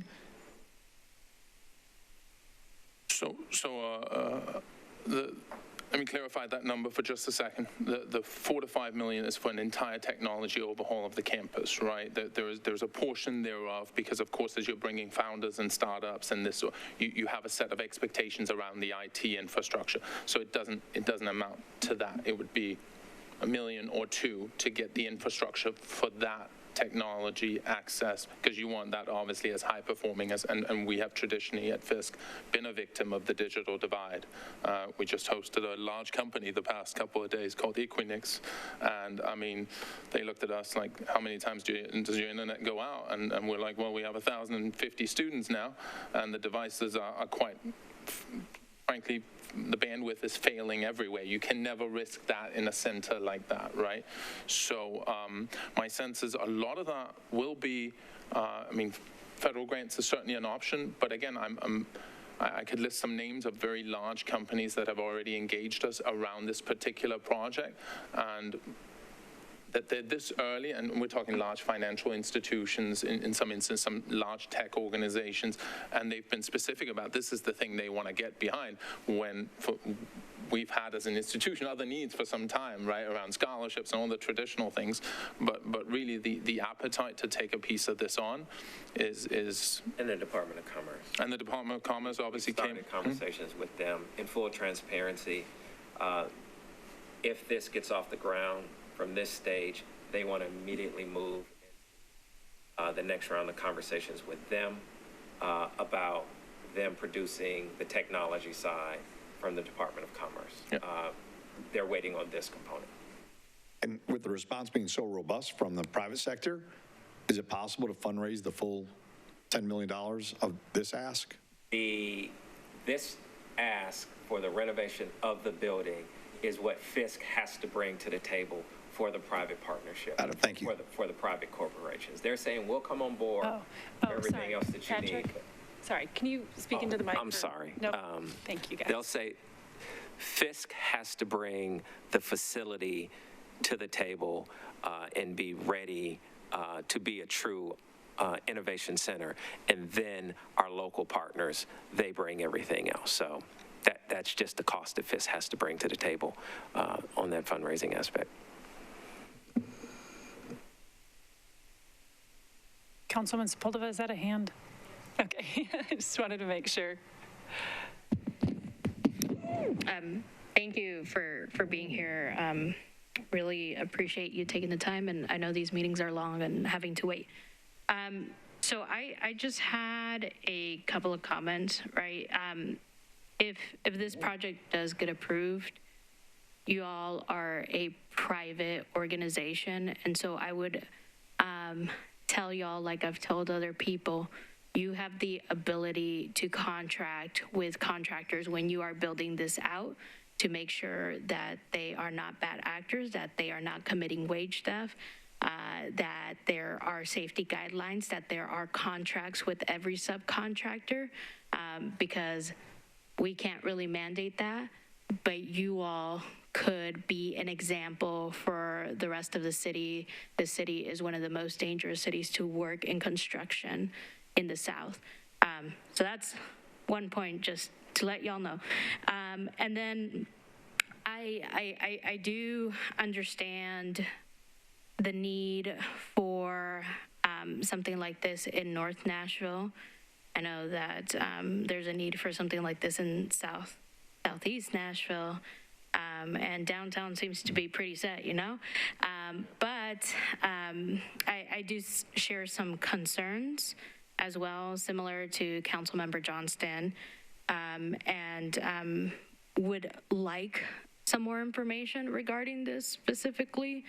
You know, you told us that there's already $70,000 in funds raised from, is that correct, 70,000? No, I just made a comment about previous corporate support for the university. Previous corporate support, Yeah. got it. 70 million. 70 million, okay. Apologize for that. Okay, so there's already conversations that have started about outside fundraising to get this off the ground. If we could have some more information on that, having something a little bit more concrete would be helpful. And then I just question, we've done small business support, and I know that there are also nonprofits and different groups who have come together wanting to see if there was a co-working space they could work out of. Mm-hmm. So it wouldn't be just entrepreneurs, nonprofits could also use the space, et cetera. Okay, so that's good to know.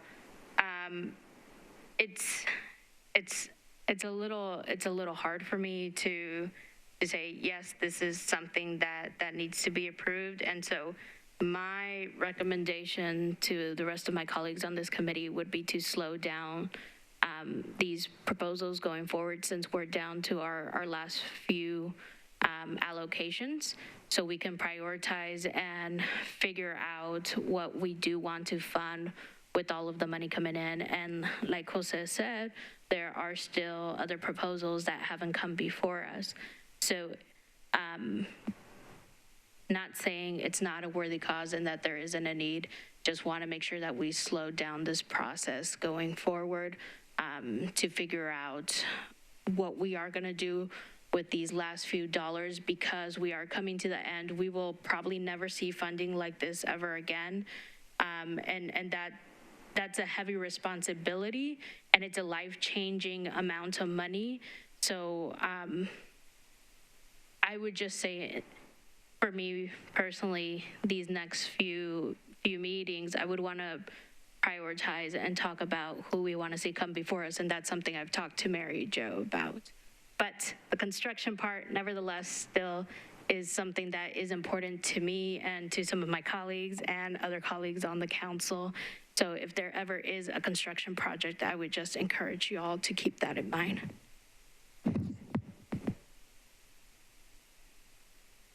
All right. Are there any other questions? Jose, let me get your mic. It's really not a question, and I need to be transparent. I have a conflict of interest on this proposal, and so it's more like a comment, and that is, just like I said earlier, I totally agree with Dr. Jackson that education is probably the single most important thing that people can do towards upward mobility. And entrepreneurship is probably the second one. So big supporter, understand the ecosystem very well, and that's part of the reason why I'm conflicted. I have a conflict of interest. A proposal for $10 million is, from the perspective of this committee, for the reasons that has been shared, is very conflicting to me, because knowing how much has been allocated to the small business and entrepreneurial ecosystem already, it feels from my perspective, and this is not a comment to you necessarily, this to my colleagues, we had the conversation, we looked at the small business needs, we had several proposals, discussed it at different times, made the recommendations, turned the page on support for the entrepreneurial ecosystem. So this proposal is coming not in that, at least not in that moment, it's coming way later. And so that's why are we, like, the order, and again, that's not a comment to you guys, that's just a comment to the committee.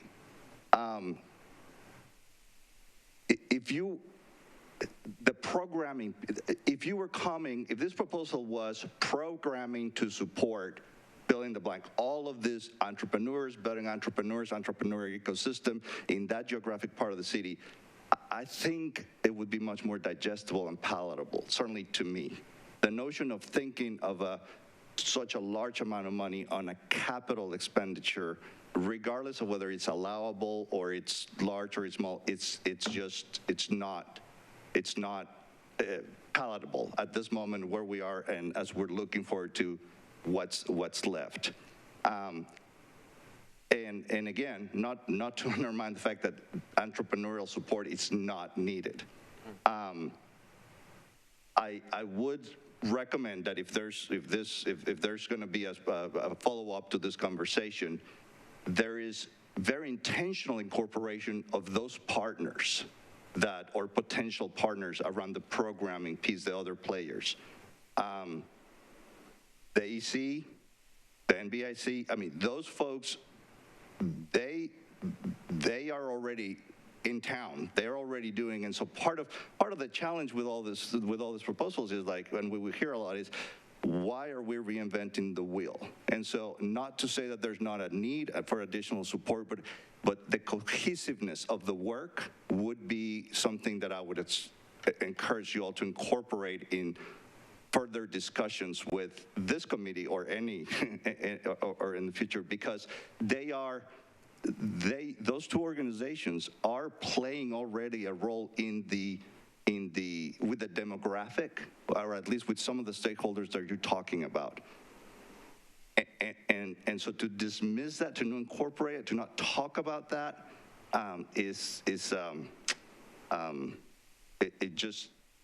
it dissuades sort of the argument of why to do this. Okay, I've got one more in the queue, Councilwoman Johnston. I was just going to say, we early on when Daryl was a part of this, Jane Allen from the Entrepreneur Center was heavily involved in it too, and there was a series of unmet needs for that community that the EC was very excited about this, and there was even partnerships of the programs that they offer that would be better suited. So those conversations have absolutely taken place.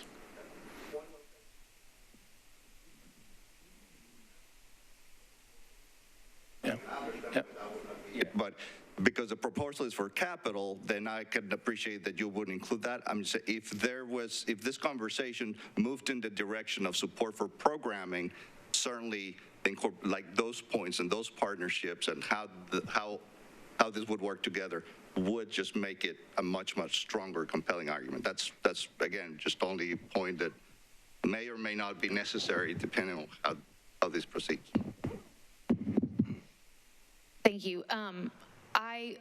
Again, your presentation, I think, I don't disagree with anything that you said as far as the need and the impact that it would have on North Nashville. I also, obviously, am very supportive of economic development, equity. North Nashville is an exciting place to be right now, and I think investment in that area is necessary and important. I hope, I'm excited to hear that there's so much excitement around it, and I hope that you guys can find this funding elsewhere. I'm going to echo what he just said in that it's, in my opinion, it's not appropriate for a capital investment on private land, a private building for American Rescue Plan funds, and for that reason, I'm going to move to table this.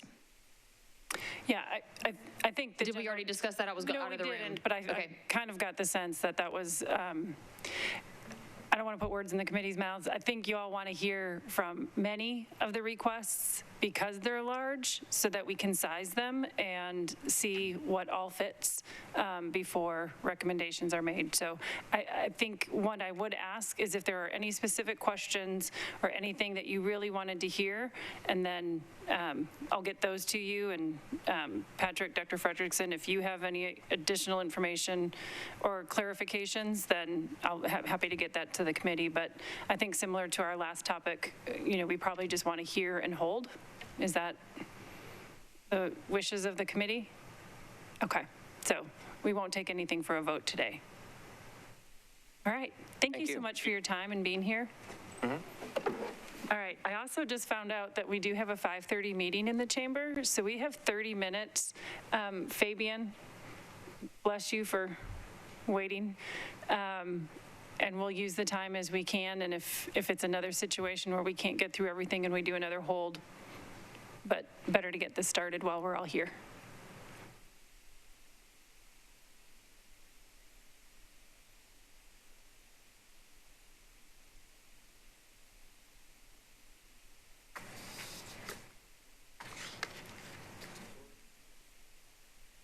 I know. We could all go downstairs and meet in my office, but it wouldn't be public. All right, everybody. We should come to some of our council meetings. There's nobody there at midnight at 1 a.m. to force us out. Please do. You have to share microphones. I think it's the other mic that works. Hello, everybody. My name is Fabian Bedne. I'm honored to be here. I know you guys have been working really hard, but I'm even more honored to introduce yourself. You to Ms. Quinta Martin, who's the chair of the 2022 Participatory Budgeting Steering Committee. Hi. I know you guys don't have a lot of time, so I just wanted to run you through what you have in front of you. I want to make the point that ARP has a great fit with participatory budgeting. I can show you some flyers about how other cities are using participatory budgeting to deliver on the fundamentals of ARP. Because it really meets many of the requirements of ARP, which is, has tools to help cope with economic and public health fallout from COVID. It requires equitable allocation of stimulus funds. It requires strong reporting, and it has unique restrictions on funding. And PB can deliver on all those things and more, as Ms. Quinta will explain in a minute as she described how we use PB already for 2 cycles in Bordeaux and North Nashville.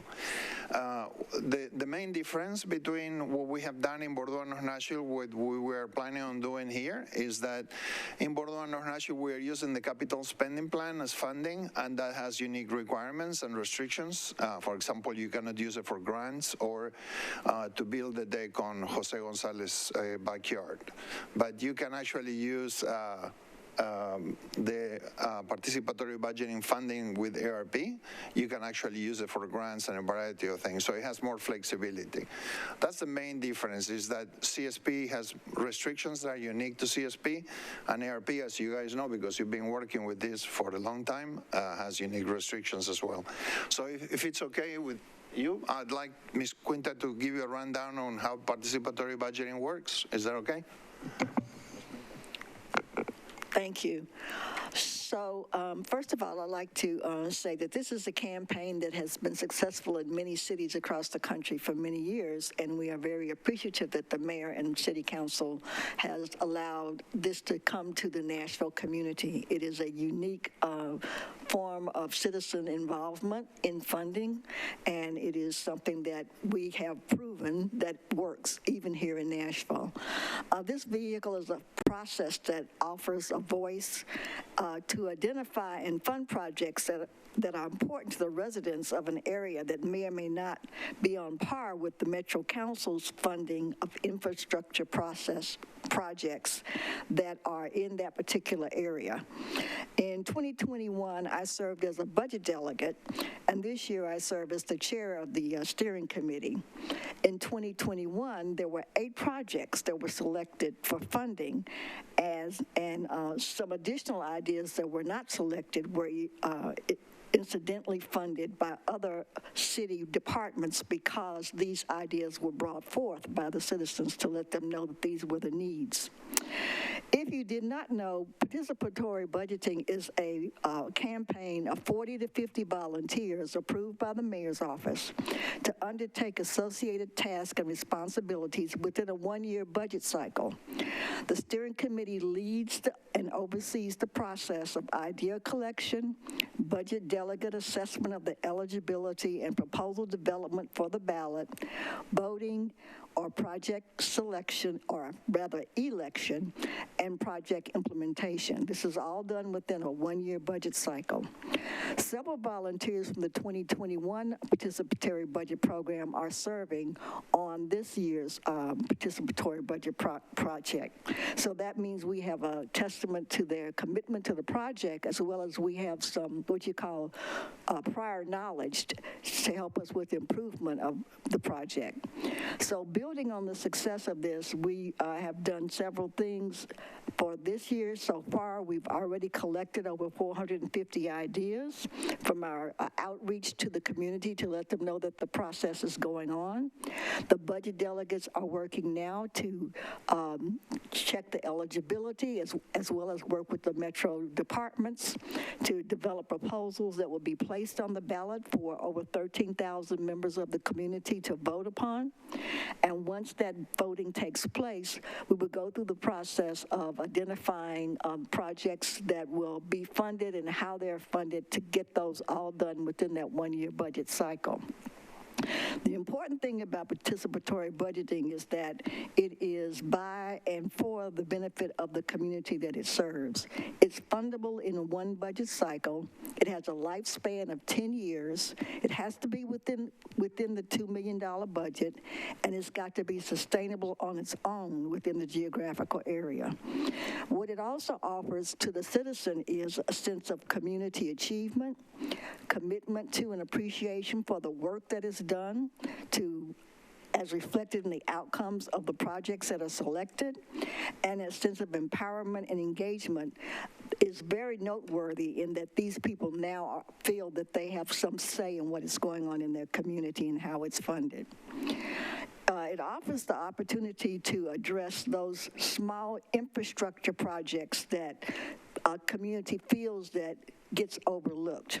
And these are such things as speed bumps for traffic calming, signage, and area definition or consumer information, upgrades and equitable resources to buildings and grounds in schools, parks, and libraries that may not be in the traditional funding process, as well as may be underfunded if they are. So the work that this committee has done over the last 2 years, or this process, the two participatory budget programs over the 2 years, is basically establish a foundation for a citywide participatory budgeting process, if that is something that comes about.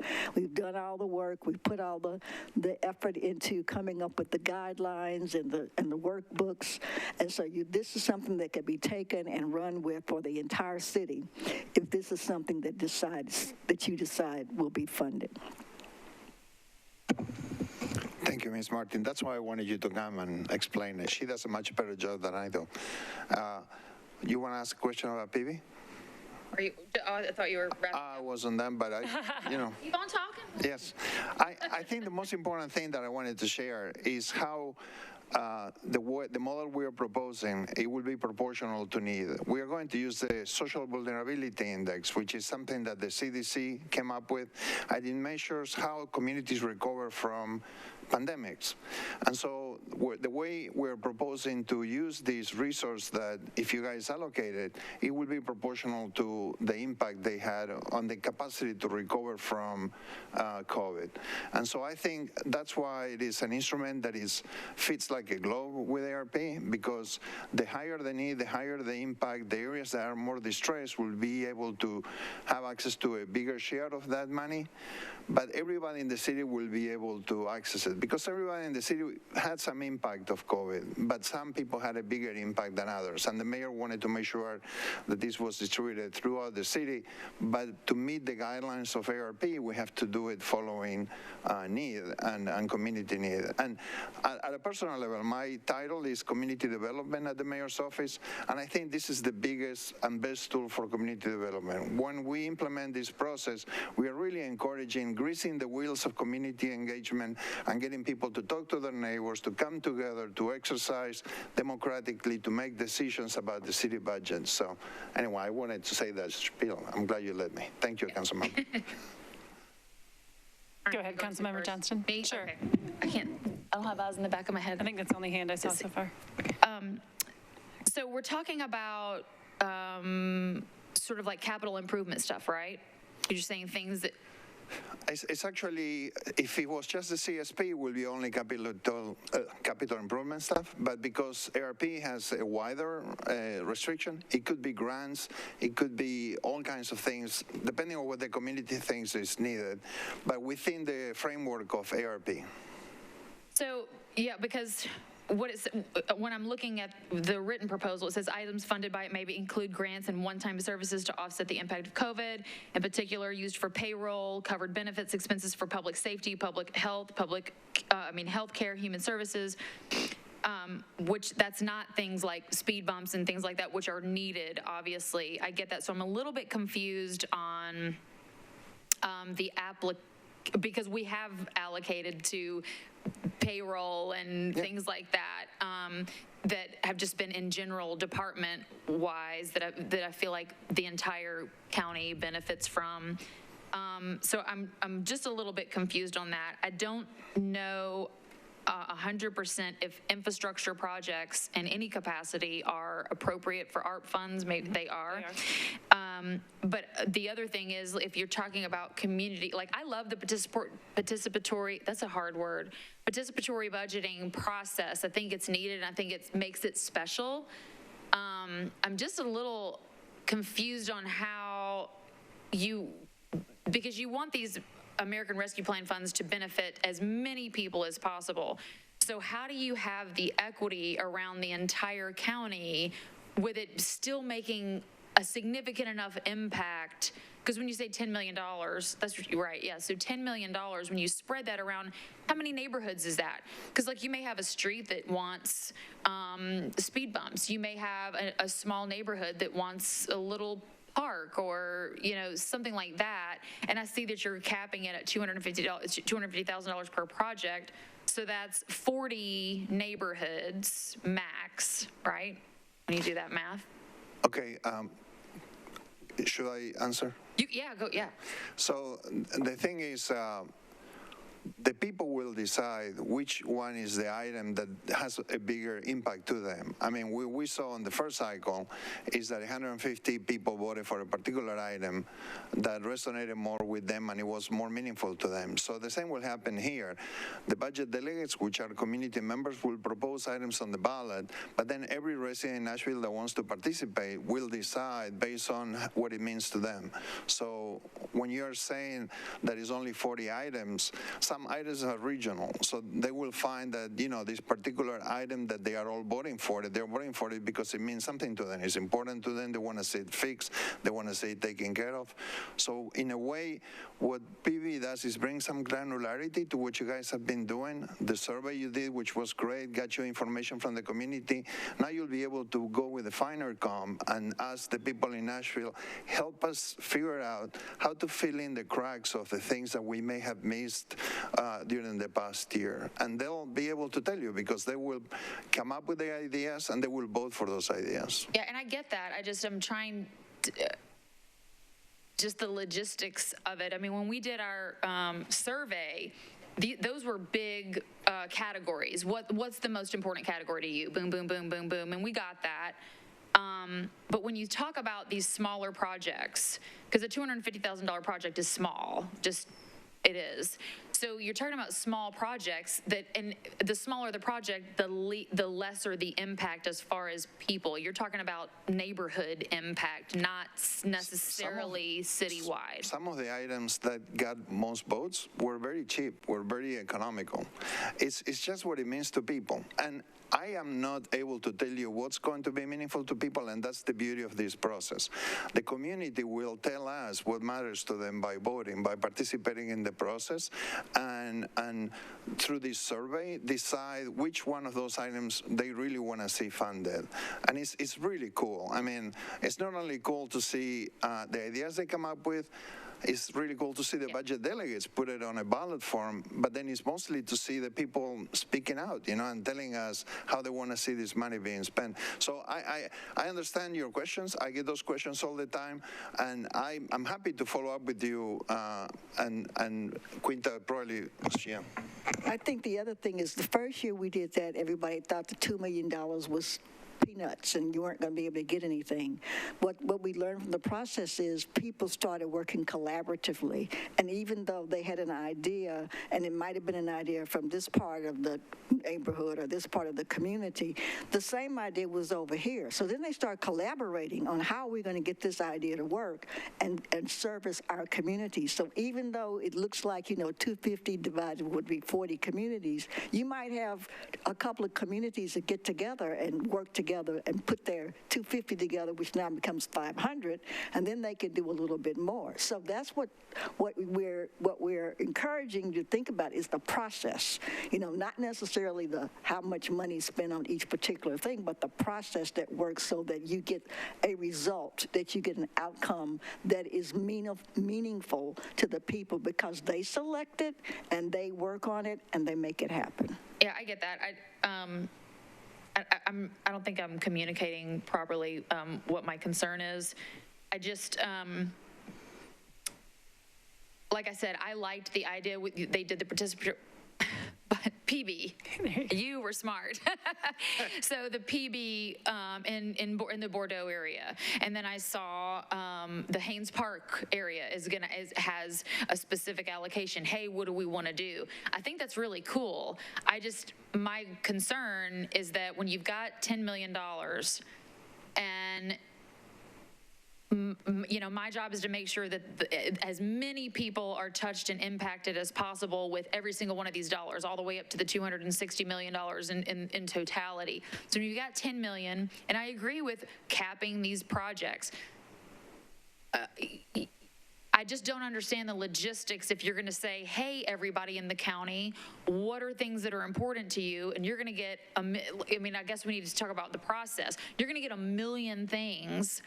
And then the people that are going to vote for whatever are the people that are going to be around it. Say it's speed bumps, say it's a park, say it's, whatever it is they're looking for. I just don't know how big of an impact it can be. I think it's really cool. I'm just wondering if this funding is better suited to operating or capital versus ARP.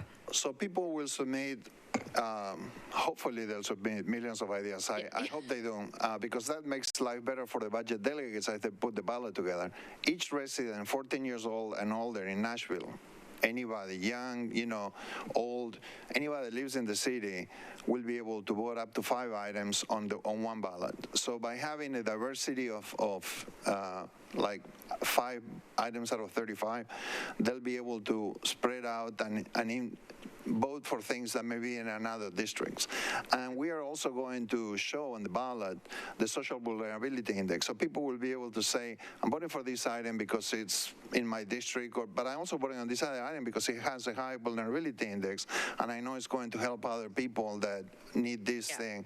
So all that is going to be fine-tuned by the steering committee. We are proposing this to the steering committee, and the steering committee will have to come up with the guidelines on how the process will evolve, and they will fine-tune the process and tell us how to make it Nashville, how to make it something that expresses what the community wants. And each one of you in the council will elect one of the steering committee members that are going to be speaking for your district in coming up with these guidelines. So it is 100% grassroots driven, and the community is in charge. Yeah. We're just there to support it. I think it's going to be really, really important, because I think what we found with our survey, and we wanted to hear from the community, it was very 3-7-2-11 participate, that's the vast majority of the people that participated in that, even though we've got, I don't know how many, zip codes. I want to hear from 3-7-2-11 because that's my district.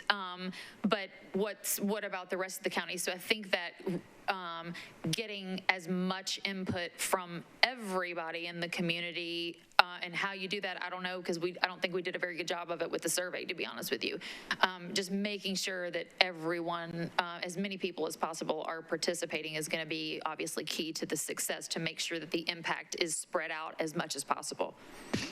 Thank you for your questions. Councilwoman Gamble? Thank you. Thank you all for being here, and thank you for your work on the participatory budgeting, which my district was a part of the first round of participatory budgeting, and talked with many community members on how successful the process was, particularly for a first time for our city to participate in this program. My question is around equity, and kind of follows up on Councilmember Johnston's concern, as far as you mentioned that you would be using a CDC study or survey to identify the areas of most need, and then the participatory budgeting would focus on those areas. So and also, would it be like has been described as where it's open to the entire county and everybody is submitting projects, or will it be similar to what you did with Bordeaux and North Nashville, whereas you have cohorts of participatory budgeting projects in those areas that are selected, so that it's not just everybody commenting on everything across the city that we know that they wouldn't be interested in if it's not in their area, but they would be more targeted and focused and strategic, so that those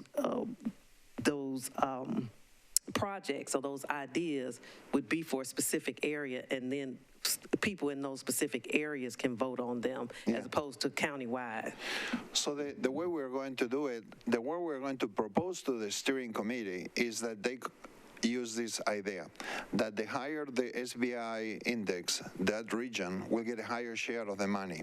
And so it may be that the place that has the lower share, the lower value will get maybe $1 million, and the place with a higher share of SBI will get $4 million. $4 million means that there will be funding for more projects in the areas that have the highest vulnerability index.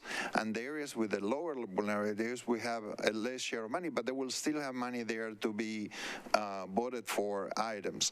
We're also going to have budget delegates from each one of these districts. So as they put the ballot together, we want to see them creating items on each district, in each council district. So there are items citywide, but then it'll be up to the voters to decide, if they want to. I'm sure they will do what Councilmember Johnston said. They'll vote for the thing that is closer to their house, but then they will also use other ideas. I drive through that street, and that's a great idea because it impacts me as I go downtown, or this item has a high vulnerability and I want to do something good for the people living in that community, and I want to vote for this thing. We're also going to do it in different languages. We want to be able to reach out to all the different groups that reside in Nashville, so we want to be very equitable and inclusive in how we unfold this process.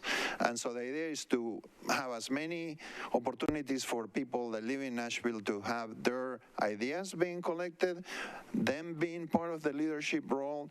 We want to have high school kids being in the leadership role. We want to have high school kids being in the budget delegate role. We want to have older people, younger people, men, women, people from all backgrounds, because the more diversity we have in the leadership role, we found in the past that it creates a better outcome in the ballot process. I don't know if I answered your question, but Jose? I've got two more questions, and we really want to clear out of here so the 5:30 meeting can start. So I'm going to take a couple of those minutes to just tell you, at the very end, I do have an updated list. I sent this committee the full list of every request that I've received. I sent that out, I think, on July 12th. I have an updated one because they're still coming in, so which is something I think we want to talk about. And so just don't leave without taking, I'll give you this hard copy. And then I think that we will start our September meeting by talking about that, by talking about how do we want to make all of these pieces of the puzzle fit together. We know if everybody got every dollar of their request, some would get nothing because we don't have enough funds to meet every request. But I think we can start to look at how some of these complement each other, how maybe there is some overlap, and so that we can fit all of the pieces together. We still have funds to be dispersed. I heard Councilwoman Sepulveda, let's slow down. We've kind of just pressed hold on a few of these today. We may want to hear more. So I just want to hear from you all how you want to see agenda items come together, how we want to look at fitting all of these pieces together, because we have more requests than we have funds. So we want to be thoughtful about that. And so it sounds like I don't want to rush a vote on this either.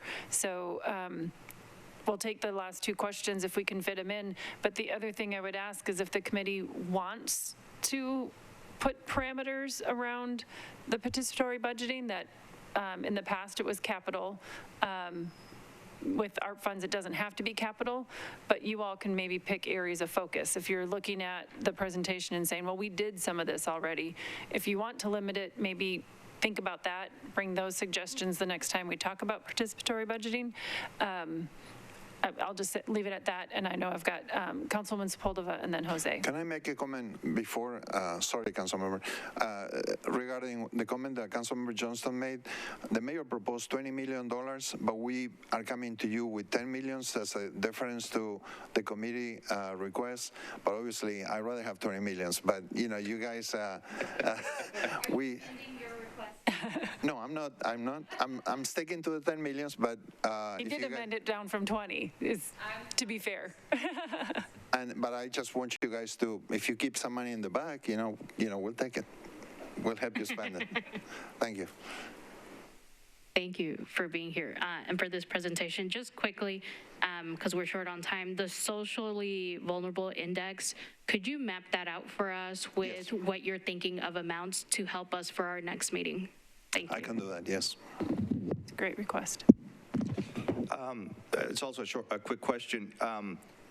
The implementation of the projects, I just want to have clarity that is done by Metro, right? Yes. The idea, it's not, the proposals are not fund XYZ project, organization, whatever. We do it in the mayor's office. Okay, it's just about the idea. So the participatory element of it is just about the submission of ideas. Yes. Okay.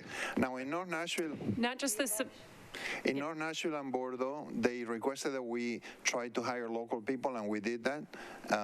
But we don't really, we'll, like Mary Jo said, if you give us restrictions or ideas on how you want to fine-tune this process, we'll be very happy to include your feedback. Actually, I'm looking forward to the feedback.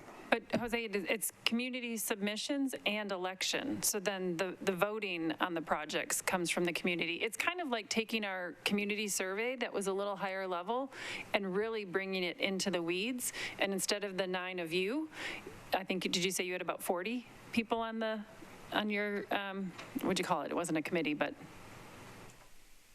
the steering committee that, that then kind of continued to refine it. So it was a very heavy lift. I can tell you, now there's a process. I mean, this is kind of one of those examples where it wasn't easy to get off the ground the first time we did it, and then we did it the second time, and I will compliment Fabian and his team. And so just one of the things I'll second what she was talking about, like, without understanding the nitty-gritty, is like, how do you keep it from becoming a popularity contest? And those who are more engaged, or those that are closer to it, with like, how do you really bring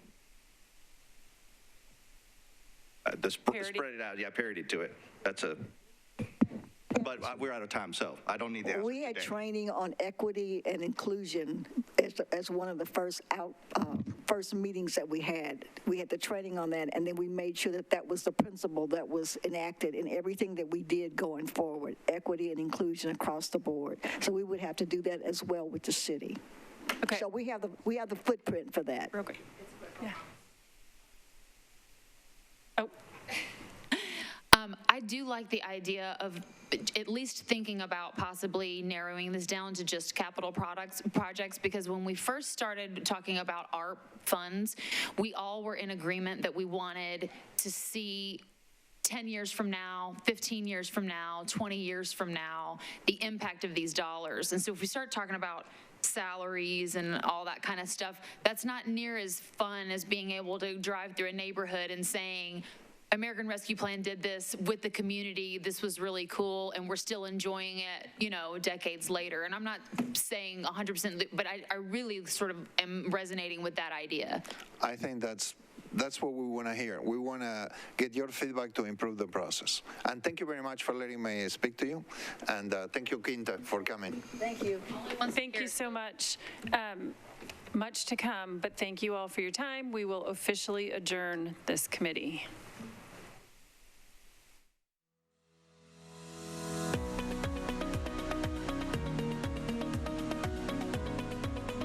This has been a service of the Metro Nashville Network.